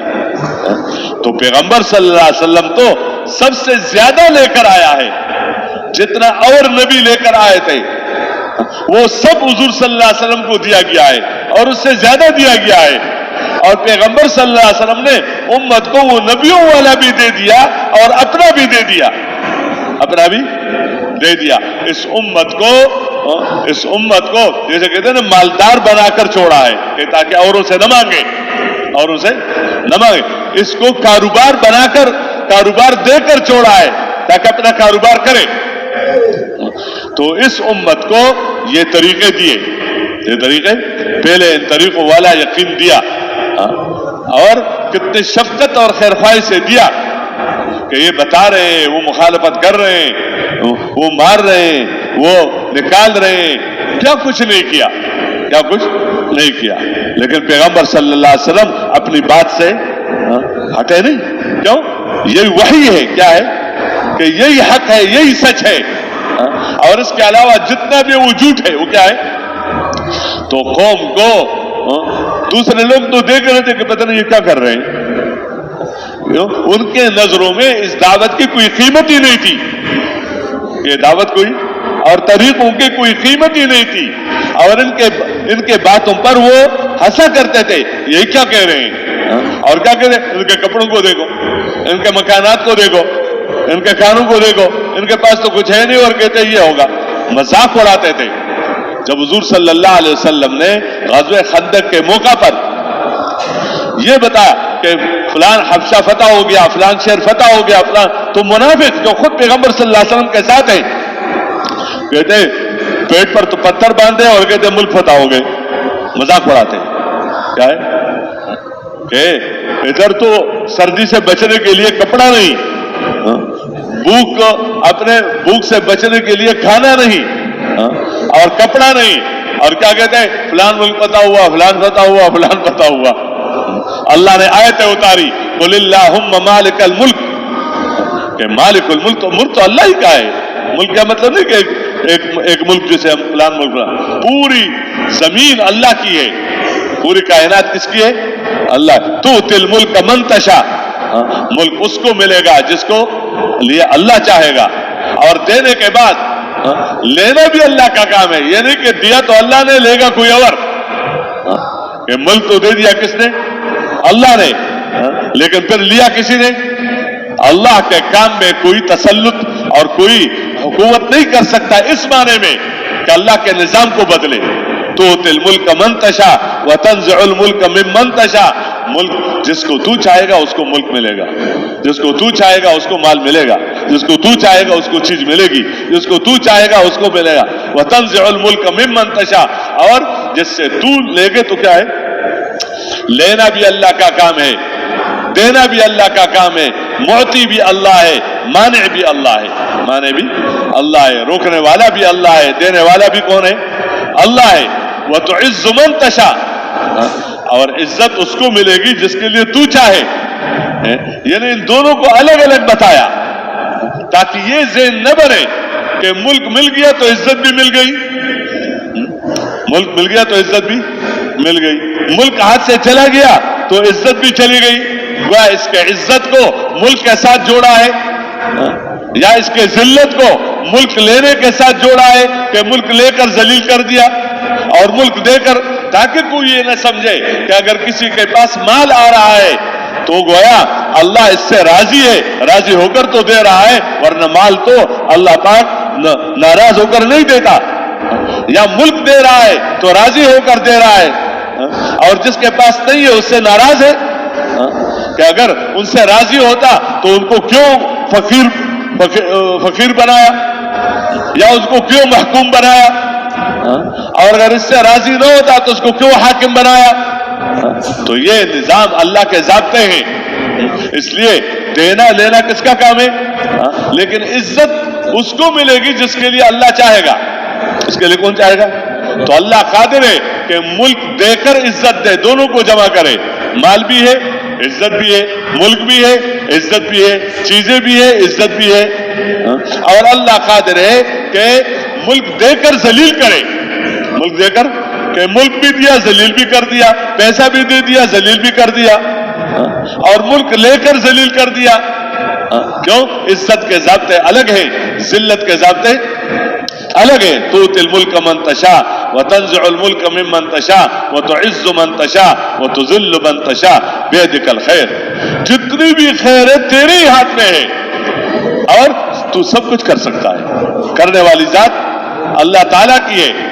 جیسے بندہ اس بات کو سمجھتا ہے کہ یہ اللہ کا کام ہے کہ دنوں کو بڑھانا اور راتوں کو گھٹانا, یہ کس کا کام ہے؟ اللہ کا کام ہے. اللہ کے علاوہ اور کوئی نہیں کر سکتا ہے کہ کوئی یہ کہے کہ ہمارے ملک میں ہم نے فیصلہ کیا ہے کہ دن جو ہے وہ کیا ہوگا, 14 گھنٹے کے بجائے 20 گھنٹے کا ہوگا. ابھی یہ اعلان ہو گیا. اور رات جو ہے وہ 20 گھنٹے کے بجائے 8 گھنٹے کا ہوگا, اعلان ہو گیا.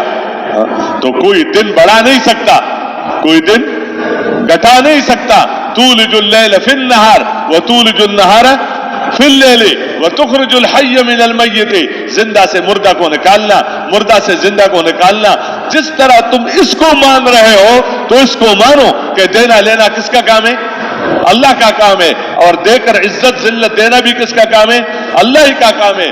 اور اللہ کے ضابطے پیغمبر صلی اللہ علیہ وسلم کے ساتھ ہیں. اگر پیغمبر کی زندگی ہے تو سب کچھ ہے, اور اگر وہ نہیں ہے تو کچھ بھی نہیں. اس بات پر لایا تو اللہ سے دین لے کر دیا, اور پھر ان سے یہ کہا کہ اوروں کو دینا تمہارا کام ہے, اوروں کو دینا تمہارا کام ہے. کہ تم اوروں سے نہ لو, تم اوروں سے نہ لو, بلکہ جس کو دین کہا جاتا ہے, ایک ہے دنیا کے چیزوں کا بڑھانا گھٹانا, وہ الگ چیزیں ہیں. ایک ہے جو ذریعہ ہے عزت کا, ذریعہ ہے اطمینان کا, تو وہ طریقے. اس لیے سب سے پہلا طریقہ یہ دیا کہ چھوڑو, کیا کرو؟ تجارت چھوڑ دو, زمیندارہ چھوڑ دو, طریقوں کے مطابق کرنا بھی چھوڑ دو. کیا کرو؟ طریقے کے مطابق تجارت کرنا چھوڑ دو, طریقے کے مطابق زراعت کرنا چھوڑ دو, طریقے کے مطابق حکومت کرنا چھوڑ دو, طریقے کے مطابق اپنے بچوں کی تربیت کرنا چھوڑ دو. اللہ کے گھر آ جاؤ. کہاں جاؤ؟ اللہ کے گھر آ جاؤ. یہاں سے ملے گا, یہاں سے ملے. اور اس طرح آ جاؤ کہ اپنی عبادت کو بڑھیا سے بڑھیا بناؤ, جس میں تمہارے غربت اور فقر کا کوئی دخل نہیں ہے. رکوع میں کیا دخل ہے مالدار اور غریب کا؟ قیام میں کیا دخل ہے؟ قرات میں کیا دخل ہے؟ امام کے پیچھے کھڑے ہونے میں کیا دخل ہے؟ تم سر سے لے کر پیر تک اپنے بدن کو استعمال کرو اس طرح جس طرح اللہ چاہتا ہے. اللہ کی رضا کے لیے اور آخرت کے لیے اپنی نماز بناؤ. اپنی نماز کیا ہے؟ اور اس کو بڑھیا سے بڑھیا بناؤ. بڑھیا سے, جسے بندہ کہتے ہیں بڑھیا سے بڑھیا لباس, بڑھیا سے بڑھیا مکان, بڑھیا سے بڑھیا سواری. تو اپنے عبادت کو بڑھیا سے بڑھیا بنا کر یہ یقین رکھو کہ اس اللہ کے گھر میں آ کر عبادت کر کے مانگنا یہ تمہاری حفاظت کا بہترین ذریعہ ہے. کہ ایاک نعبد و ایاک نستعین, عبادت کر کے اللہ سے مدد مانگو. کھانا ہے, عبادت کر کے اللہ سے کھانا مانگو. عبادت کر کے اللہ سے حفاظت مانگو. عبادت کر کے اللہ سے صحت مانگو. عبادت کر کے اللہ سے اپنی ضرورتیں مانگو. بس تاکہ یہ بندہ اللہ ہی کے دروازے پر ضرورتیں پورا کرنے کے لیے نظر آئے, اور اوروں کے دروازے پر جو کچھ ملے گا یہیں سے ملے گا. تو یہ بتایا کہ ادھر ہے. نظر کس کو آئے گا؟ جس کے اندر کلمے والا یقین ہے, پیغمبر صلی اللہ علیہ وسلم کے طریقوں سے کامیابی کا یقین ہے, تو اس کو نظر آئے گا کہ اس وقت دکان میں کچھ نہیں ہے. اس وقت اگر طریقے کے مطابق بھی کروں, طریقے کے مطابق بھی کروں تو ٹھیک نہیں ہے. کیوں؟ اللہ نے نہیں کہا کہ اس وقت لگو. اس وقت چھوڑنے کا حکم ہے. کیا ہے؟ چھوڑنے کا حکم ہے. ایک بندہ مامور ہے کہ چھوڑو, وہ کہتے میں ٹھیک ٹھیک کیا کر رہا ہوں, ٹھیک ٹھیک تول رہا ہوں, ٹھیک ٹھیک دے رہا ہوں. بھائی تمہیں دینے کا حکم ہی نہیں ہے اس وقت. اس کو چھوڑ کر یہاں آ جاؤ, اور یہاں آ کر اپنے عبادت کو اس طرح بناؤ, اس طرح بناؤ کہ اس پر تمہارا یقین ہو کہ اس پر بغیر دکان کے ملے گا.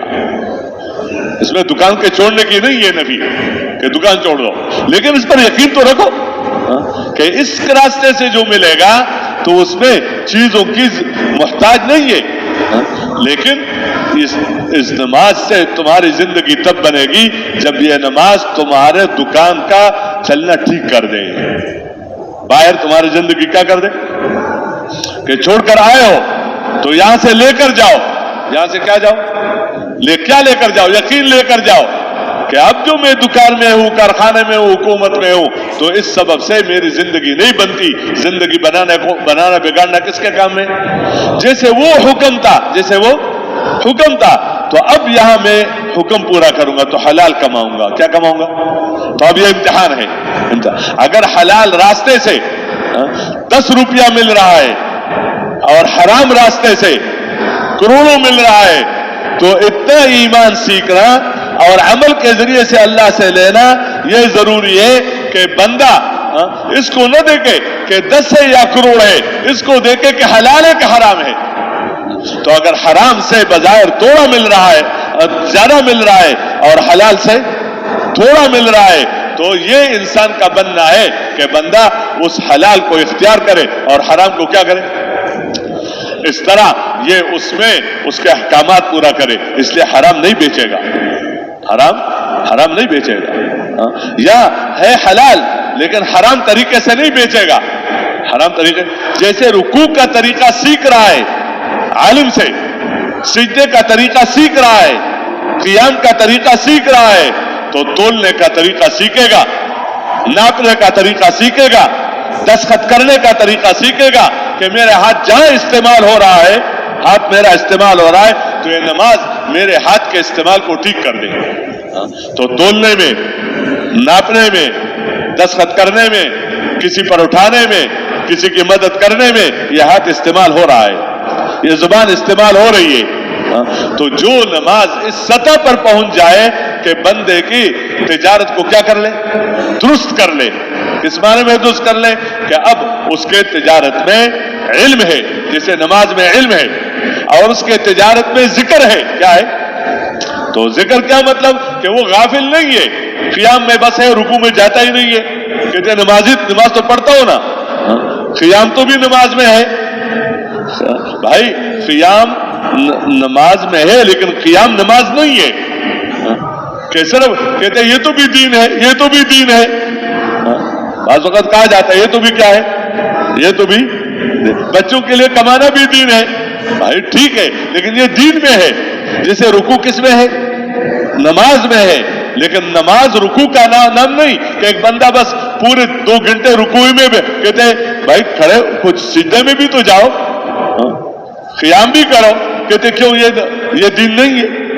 نہیں، مجموعہ ہے، اس میں رکوع بھی ہے، اس میں قیام بھی ہے، اس میں قرات بھی ہے، اس میں سجدہ بھی ہے۔ جب یہ سب اعمال پورے ہو جاتے ہیں تو کہتے ہیں کیا نماز ہے، یہ نماز ہوگی۔ اس طرح میرے محترم دوستو، جس طرح اس کو یہ یاد ہو کہ مجھے رکوع میں جانا چاہیے، اس طرح اپنے کمانے میں غافل نہ ہو، غفلت کے ساتھ نہ کمائے۔ غفلت کے ساتھ کمانے میں صراحتاً اللہ نے بتایا وَمَن يَفْعَلْ ذَلِكَ فَأُولَٰئِكَ هُمُ الْخَاسِرُونَ، جس کے مال نے اور جس کے اولاد نے اس کو اللہ سے غفلت میں ڈال دیا تو یہ خسارہ ہی خسارہ ہے۔ تو یاد رہے کہ اس وقت کیا حکم ہے، اس لیے یہ زندگی سیکھنا آسان نہیں ہے۔ نماز کے ذریعے سے یہ زندگی آسان ہو جاتی ہے کہ اس کو کیا ہے، اپنے آپ کو دوسروں پر بڑا بننے کے جذبے سے نہ کماؤ کہ بس دنیا میں میرا جیسا مالدار کوئی نہ ہو، اور لوگ یہ سمجھے کہ اگر ہے تو یہ ہے، تکاثر کے جذبے سے، یا وہ مال بندے کے دل میں دوسرے کی حقارت پیدا کرے کہ میں تو اتنا بڑا آدمی ہوں، یہ کیا ہے، اس کے پاس کیا ہے، یا اس کے اندر تکبر پیدا کرے، یا اس کے اندر غرور پیدا کرے، یا اس کے اندر عجب پیدا کرے۔ تو جب عجب پیدا کرے تو یہ دین کہاں سے ہوا، یا تکبر پیدا کرے تو دین کہاں سے ہوا؟ اس لیے ایسا نہیں، اس کو دین بنانا پڑتا ہے۔ کیا بنانا پڑتا ہے؟ کہ اس کو دین بناؤ، اور وہ بنے گا کس سے کہ جب یقین بھی ٹھیک ہو، طریقہ بھی ٹھیک ہو، دھیان بھی ٹھیک ہو، اللہ کی رضا کا جذبہ ہو، اور پیسوں کو نہ دے کے کم ہے یا زیادہ ہے کس کو دے کے، بلکہ دوسرے کا حق ادا کرو۔ حق ادا کرنا ضروری قرار دیا کہ جتنا ہے اتنا دو، بلکہ آگے کیا رکھا کہ احسان کا معاملہ کرو. کیا کرو؟ احسان کا معاملہ کرو کہ جھک دو. کیا؟ جتنا ہے اس سے زیادہ دو. اس سے کیا ہے؟ زیادہ دو. وہ بیچارہ مقروض ہے, اس کے پاس اس وقت پیسہ نہیں ہے, تو اس کو قرض دو. قرض ہے تو ادا نہیں کر سکتا ہے تو کیا دو؟ مہلت دو, ورنہ اس کو معاف کر دو. اگر اللہ نے تمہیں نوازا ہے تو کیا ہے, جب دیا ہے تو تم اس کو کیا کر لو؟ اس کو معاف کر دو. یہ راستے بتائے ہیں کہ جتنا تم اس میں اپنے آپ کو استعمال کرو گے تو اب تمہاری تجارتوں میں برکتیں آئیں گی, اب تمہاری تجارتوں میں رحمتیں آئیں گی, اب تمہاری تجارتوں پر وہ وعدے پورے ہوں گے جو وعدے پیغمبر صلی اللہ علیہ وسلم نے تجارت پر کی ہے. ویسے تجارت بھی دین ہے, تجارت کو دین بنانا پڑتا ہے کہ یقین کے ساتھ, دھیان کے ساتھ, طریقے کے ساتھ, اللہ کی رضا کے لیے حرام سے بچتے ہوئے, حلال ادا کرتے ہوئے, اور جب اگلا حکم آ جائے جو اس سے عام ہے تو اس کو چھوڑو. نماز کا حکم آ گیا تو اس کو کیا کر دو؟ اس کو چھوڑ دو. اس طرح بندے کے پاس جو مال آتا ہے تو یہ برکتیں لے کر آتا ہے, یہ رحمتیں لے کر آتا ہے, اور اس کی وجہ سے آگے زندگی بن. تو آگے کیا بتایا کہ آپ خرچ کرنا سیکھو. کیا کرو؟ کہ جتنا ہے میرا ہے. جتنا ہے کیا ہے؟ میرا ہی ہے. کیوں؟ پہلے 3-4 جوڑے کپڑے تھے, اب 50 جوڑے چاہیے. پہلے مثلاً یعنی 2000-5000 کا جوڑا تھا, اب کتنے کا چاہیے؟ اب 50,000 کا جوڑا چاہیے. کہ جتنا آئے کم ہے, جتنا آئے کیا ہے؟ کم ہے. اپنے پر لگانا, اپنے بھی بچوں پر کیا ہے؟ لگانا. جو اس کو اپنا کام بنا دے گا تو اس کا پیسہ اس کے لیے پورا نہیں ہوگا, یا اوروں کا لے گا. لیکن یہ بتایا کہ نہیں, تمہارے پاس جو پیسہ آیا ہے تو اس پیسے کو اللہ نے تیرے سے جنت کے بدلے میں خرید لیا ہے, اس لیے اپنی جان اور اپنے مال کو اعلاء کلمت اللہ کے لیے کیا کر لو؟ لگاؤ. کہ تم اپنی جان لگاؤ تاکہ تمہارے پھرنے سے اللہ کا دین زندہ ہو جائے. اپنا مال لگاؤ تاکہ تمہارے مال خرچ کرنے سے اللہ کا دین زندہ ہو جائے. اور پھر اپنے عبادات پر لگاؤ. زکات کی عبادت ہے, زکات تو حج عبادت ہے, تو اس پر کیا ہے؟ اس پر دو. عبادات پر جہاں جہاں پیسہ لگانے کی ہے تو اس پر لگاؤ. اخلاق پر لگاؤ, اور ان کو کھلانا پلانا, جیسے میں نے پہلے عرض کر لیا, اس پر لگانا تمہارا کیا ہے؟ جتنا تم لگاؤ گے اللہ دے گا. جتنا تم لگاؤ گے اللہ تمہاری مالوں میں برکت دے گا. آخر میں کہ اپنے اوپر لگا دو, اپنے اوپر, لیکن اسراف سے بچو. کس سے بچو؟ کھانے میں اسراف سے بچو, لباس میں اسراف سے بچو, مکان میں اپنے بقدر ضرورت خرچ کرو. کیوں؟ اسراف والے راستے پر نہ کروڑوں کافی ہوتے ہیں, نہ اربوں کافی ہوتے ہیں, بلکہ پوری دنیا کے ایک بندے کو مالک بنا دیا جائے تو اس کا خواہشات اس پوری دنیا سے پورے نہیں ہو سکتا ہے. یہ زندگی سکھلا دی کہ مال کمانے کے طریقے پیغمبر لے کر آئے ہیں, خرچ کرنے کے طریقے پیغمبر لے کر آئے ہیں, عبادات کے طریقے پیغمبر صلی اللہ علیہ وسلم لے کر آئے ہیں, معاملات کے طریقے پیغمبر صلی اللہ علیہ وسلم لے کر آئے ہیں. اور اب جو چیزیں تم استعمال کر رہے ہو تو اس کا استعمال کرنے کا طریقہ بھی, اور آپس میں اس طرح رہو جیسے مسلمان بن کر رہو. کیا رہو؟ مسلمان بن کر رہو. تو مسلمان بننے کے جب بندے کے اندر یہ باتیں پیدا ہو جائے, اس کے اندر عدل ہوتا ہے. کیا ہوتا ہے؟ ظلم نہیں ہوتا. ظلم اندر یہ بات نہیں ہوتی کب موقع آئے گا تمہیں بدلہ لوں گا, کب موقع آئے گا تمہیں کیا ہے؟ بدلہ لوں گا. نہیں, عدل کرو. کیا کرو؟ عدل. ظالم کا ساتھ نہ دو, اگرچہ باپ ہی کیوں نہ ہو, اگرچہ بھائی کیوں نہ ہو, نہیں دے. اور مظلوم کا ساتھ دو. کس کا ساتھ دو؟ مظلوم کا ساتھ نہیں دے سکتے ہو تو خاموش ہو جاؤ. کیا ہو جاؤ؟ یعنی کہ ظالم کا ساتھ دے کر اپنے بھائی ہونے کی وجہ سے, یا اپنے باپ ہونے کی وجہ سے, یا اپنی قوم کی وجہ سے, یا اپنی زبان کی وجہ سے نہیں. یہ دین ہے کہ تمہارے اندر کیا ہو؟ عدل ہو تمہارے اندر. اس کی جب یہ زندگی اترتی ہے تو اس سے آگے کیا آتا ہے؟ دین. تو صحابہ کو سب سے پہلے یہ دیا, سب سے پہلے تو ان کو دیندار بنا دیا. کس کے؟ دعوت کے راستے سے, تعلیم کے راستے سے, عبادات کے راستے سے, اخلاق کے راستے سے. جب دیندار بنے اب ان سے یہ کہا, اب ان سے یہ کہا کہ یہ دین اوروں کے پاس نہیں ہے, تو اوروں کو دین پہنچانا تمہارا کام ہے. اور ایسے لوگوں تک پہنچانا کہ شاید وہ اپنی طاقتوں کو اور اپنی قوتوں کو استعمال کرے اور تمہارے پاس نہیں یہ طاقت اور قوت، اور وہ استعمال کرے تاکہ یہ بات ہمارے ہاں نہ پھیلے اور یہ زندگی ہمارے ہاں، ہمارے لوگ یہ زندگی نہ لیں۔ تو اگر تم اس کو لوگوں تک پہنچاؤ گے تو اللہ تمہارے ساتھ ہے۔ کون تمہارے ساتھ ہے؟ میں تمہارے ساتھ ہوں، اور جب میں تمہارے ساتھ ہوں تو میں تمہاری مدد کروں گا، میں تمہاری مدد کروں گا۔ تو مال نہیں دیا، مالدار نہیں دیے، ابتدا میں ملک نہیں دیا، ملک والے ساتھ نہیں ہوئے، لیکن ان عملوں کی طاقت کو دکھلایا کہ ان عملوں کے اندر وہ طاقت ہے جو کائنات کے کسی نقشے کے اندر وہ طاقت نہیں ہے۔ اور اس کی طاقت کیا ہے کہ کائنات کا بنانے والا اور کائنات کے اندر تصرف کرنے والا وہ ذات بندے کے ساتھ ہوتا ہے۔ کہتے اس کو عام کرنا تمہارا کام ہے، اس کے لیے جاؤ ملکوں میں، اس کے لیے جاؤ شہروں میں، مالداروں کے پاس جاؤ، لیکن ان کے مال کے جذبے سے نہیں کہ ان سے مال لینا ہے، پہلے سے ان کے اندر سے نکالا کہ مال سے زندگی نہیں بنتی، اعمال سے زندگی بنتی ہے۔ تو جسے پیغمبر ہر زمانے میں پیغمبر لوگوں کے پاس جا کر کہتے تھے لا اسألکم علیہ مالا، مجھے تمہارا مال نہیں چاہیے، مجھے تمہارا ملک نہیں چاہیے، کیوں؟ میں جو زندگی لے کر آیا ہوں میں اس میں کامیاب ہوں بغیر تمہارے مال کے، اور تم اپنے مال میں بغیر میرے اس زندگی کے کامیاب نہیں ہو سکتے ہو، اس لیے میرے سے لو، میں تو دینے کے لیے آیا ہوں، لینے کے لیے تو نہیں آیا ہوں، میں دینے کے لیے آیا ہوں اور مفت میں دینے کے لیے آیا ہوں۔ یعنی اس پر بھی میں تمہارے سے کچھ نہیں لیتا کہ میں تمہیں سکھلا رہا ہوں، میں تمہیں بتلا رہا ہوں، اس لیے میرا کوئی وظیفہ مقرر کر لو یا میری کوئی تنخواہ مقرر کر لو یا میری کوئی حاجت پوری نہیں، اس لیے اس پر دینے والا کون ہے؟ اللہ ہے۔ تو اللہ دے گا، اللہ اپنے شان کے مطابق کر دے گا، دنیا میں بھی اور آخرت میں بھی۔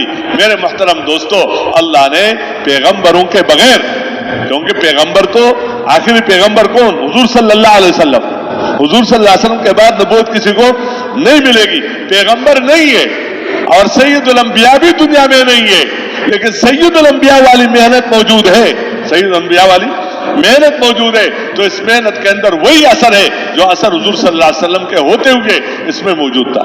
اس لیے ان صحابہ کرام کی اللہ نے مدد کی، کس طرح مدد کی کہ جہاں بھی گئے تو اللہ نے ان کو اعلاء کلمت اللہ کے لیے کیا بنا دیا؟ ذریعہ بنا دیا۔ اور ملک ان سے نہیں لینے چاہتے تھے، مال نہیں لینا چاہتے، لیکن جو اپنے مالوں کو اور جو اپنے ملکوں کو اور اپنی طاقتوں کو اس بات کے ختم کرنے کے لیے اور بے اثر کرنے کے لیے اس کو ذریعہ بناتے تھے، تو اللہ نے ان کا ملک ان سے لے لیا اور ان کا مال ان سے کیا کر لیا؟ لے لیا، اور ان کی طاقتیں ان کے ذریعے سے توڑ دی اور ان سے لے کر ان کے قدموں میں ڈالا۔ تو ان کے پاس دین بھی اور ان کے پاس شروع کہاں سے کیا؟ نہ دین نہ دنیا، نہ دین اور نہ کیا ہے؟ دنیا۔ چھوڑا کس سطح پر؟ دیندار بنا کر چھوڑا، دین کے کام پر ڈال کر چھوڑا۔ تو آخر میں آپ دیکھیں پورے اس میں جتنا بھی حضرت عمر رضی اللہ عنہ کے زمانے میں کہاں تک بات پہنچی، پھر حضرت عثمان رضی اللہ عنہ کے زمانے میں کہاں تک بات پہنچی، کیسے اللہ نے اور سے لے کر ان کو دیا۔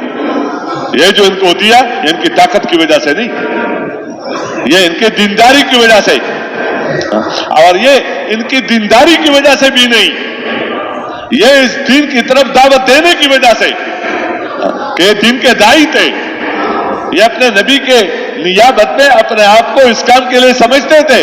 نبی ان کا معلم، یہ اوروں کا معلم، نبی نے ان کا تزکیہ کیا، انہوں نے اوروں کا تزکیہ کیا، پیغمبر والا کام انہوں نے کیا، دعوت انہوں نے دی، تزکیہ انہوں نے کیا، اور تعلیم اور حکمت کتاب تعلیم یہ انہوں نے دی۔ تو اللہ نے ان کے ساتھ وہ مدد کی جو مدد اللہ نے انبیاء کے ساتھ کی۔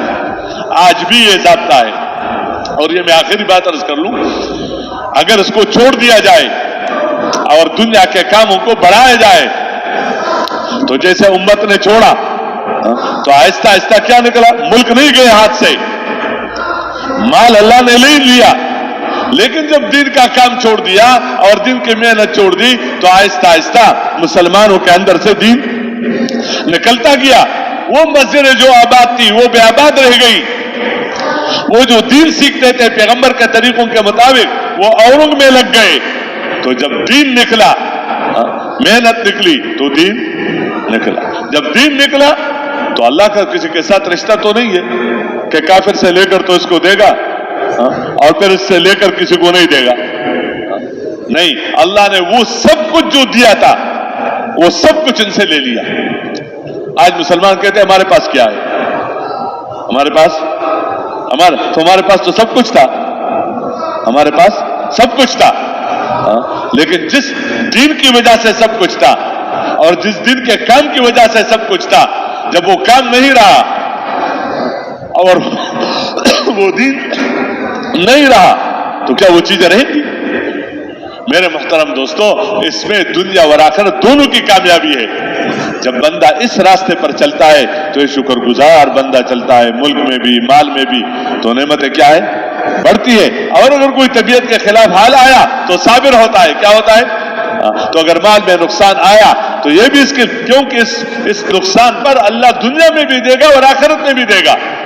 इसलिए कहते हैं मोमिन का मामला ही अजीब है कि इस पर जो भी हाल है वो क्या है, इसके लिए बेहतर है। नेमत है तो बेहतर और मुसीबत है तो भी कहते हैं ये सिर्फ मोमिन ही कर सकता है।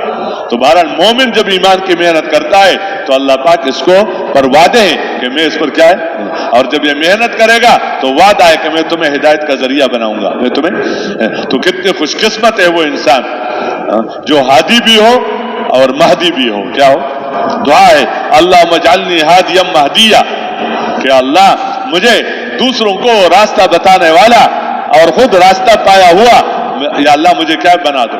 अल्लाह मजअलना हुदातम मुहतदीन, या अल्लाह मुझे बना दे कि हम हिदायत पर भी हो और दूसरों को हिदायत की तरफ, ला ضالीना वला मुदिल्लीन, हमें उनमें से न बना दे जो खुद भी गुमराह हो और दूसरों को भी क्या कर रहे हैं, गुमराह कर रहे हैं। हमें अल्लाह हादी बना दे, हमें अल्लाह महदी बना दे, हादियम महदिया, और ये बनेगा हिदायत की मेहनत से। इसलिए हिदायत की मेहनत को अपना काम बनाना ये हम सबका काम है, हम सबकी जरूरत है और हम सबकी जिम्मेदारी है। इस माहौल में इसको सीखा जाता है। उसके लिए कहा जाता है कि लोगों को दुकानों और जमीनों और घरों और कारखानों के माहौल से निकालकर मस्जिद के माहौल में लाओ। ये बहुत बड़ी जिम्मेदारी है और बहुत बड़ा एहसान है लोगों के साथ कि लोगों को उस माहौल से निकालकर इस माहौल में लाकर इन माहौल में रखने के बाद ताकि वो दाई बन जाए, इल्म वाला बन जाए, जिक्र वाला बन जाए, अखलाक वाला बन जाए, अल्लाह तौबा इस्तिगफार करने वाला बन जाए, आइंदा सही जिंदगी गुजारने का आज़म करने वाला बन जाए। इस तरह बनाकर अब भेज दो कि अब जाकर काम करो। इस तरह करो कि इस काम को अपना काम समझ कर कमाओ और उस तरह कमाओ जिस तरह तुमने सीखा है, जिस तरह तुमने सीखा है। इस तरह आज भी अल्लाह के वादे हैं, जो वादे उस जमाने में थे आज भी है, बल्कि आज अल्लाह की मदद शायद इस माने में कमजोर बहुत है। हम क्या है, हम कमजोर हैं तो कमजोरों के साथ अल्लाह की मदद भी होती है। बवजह अच्छाई के नहीं कि हमारे अंदर खूबियां सादा से ज्यादा अलियाज़ बिल्लाह या हमारा इल्म, लेकिन हम बहुत कमजोर हो गए। तो जब कमजोर हो गए तो कमजोर की बरकत से अल्लाह ताला हमारी मदद भी करेगा, हमारा मदद भी करेगा, अल्लाह हमारे लिए आसान कर देगा। तो भाई इसके लिए हम सब नियतें करें कि ये काम हमारा क्या है, वैसे तो उम्मती काम है। इसके समझने के लिए अपने काम के लिए बंदा सब कुछ देता है, तो इसके लिए पहले दर्जे में कितना देना है और कहां से देना है? अपने दुकान से निकाल कर देना है, अपने कारोबार से। ये नहीं कि बंदा कहे अभी मशगूल हूं, अभी नहीं, जब फारग हो जाऊंगा, नहीं, उधर से फारग कर लो। उधर से क्या करो? अपने दुकानों से निकालो, अपने जमीनों से निकालो, अपने कारोबार से निकालो। तब जब उधर से दोगे तो अल्लाह पाक की तरफ से इधर बहुत कुछ मिलेगा और फिर उसको लेकर जाओ अपने अपने जगहों में, अपने अपने कारोबार में, इस मेहनत के साथ। तो पहले दर्जे में 4 महीने हैं तसलसल के साथ, उन उसूल और आदाब के साथ जो बताए जाते हैं। तो भाई इस मजमे में अगर ऐसे साथी हैं जिनके अभी तक 4 महीने नहीं लगे, आए हैं चिल्ले के लिए, आए 1 महीने के लिए, आए खिदमत के लिए, वो ये नियत कर ले कि इंशाअल्लाह मैं 4 महीने पूरा करके जाऊंगा। जो 4 महीने में चल रहे हैं वो बैठे रहें, لیکن جو چلا یا اس سے کم و بیش اوقات ہیں وہ یہ نیت کر لے کہ انشاءاللہ میں 4 مہینے پورا کر کے جاؤں گا. ایسے ساتھی اپنے جگہ پر کھڑے ہو, ہمت کر لے, باقی بیٹھے رہے, ہمت کر لے جی. ماشاءاللہ ماشاءاللہ. اور جی یہ اللہ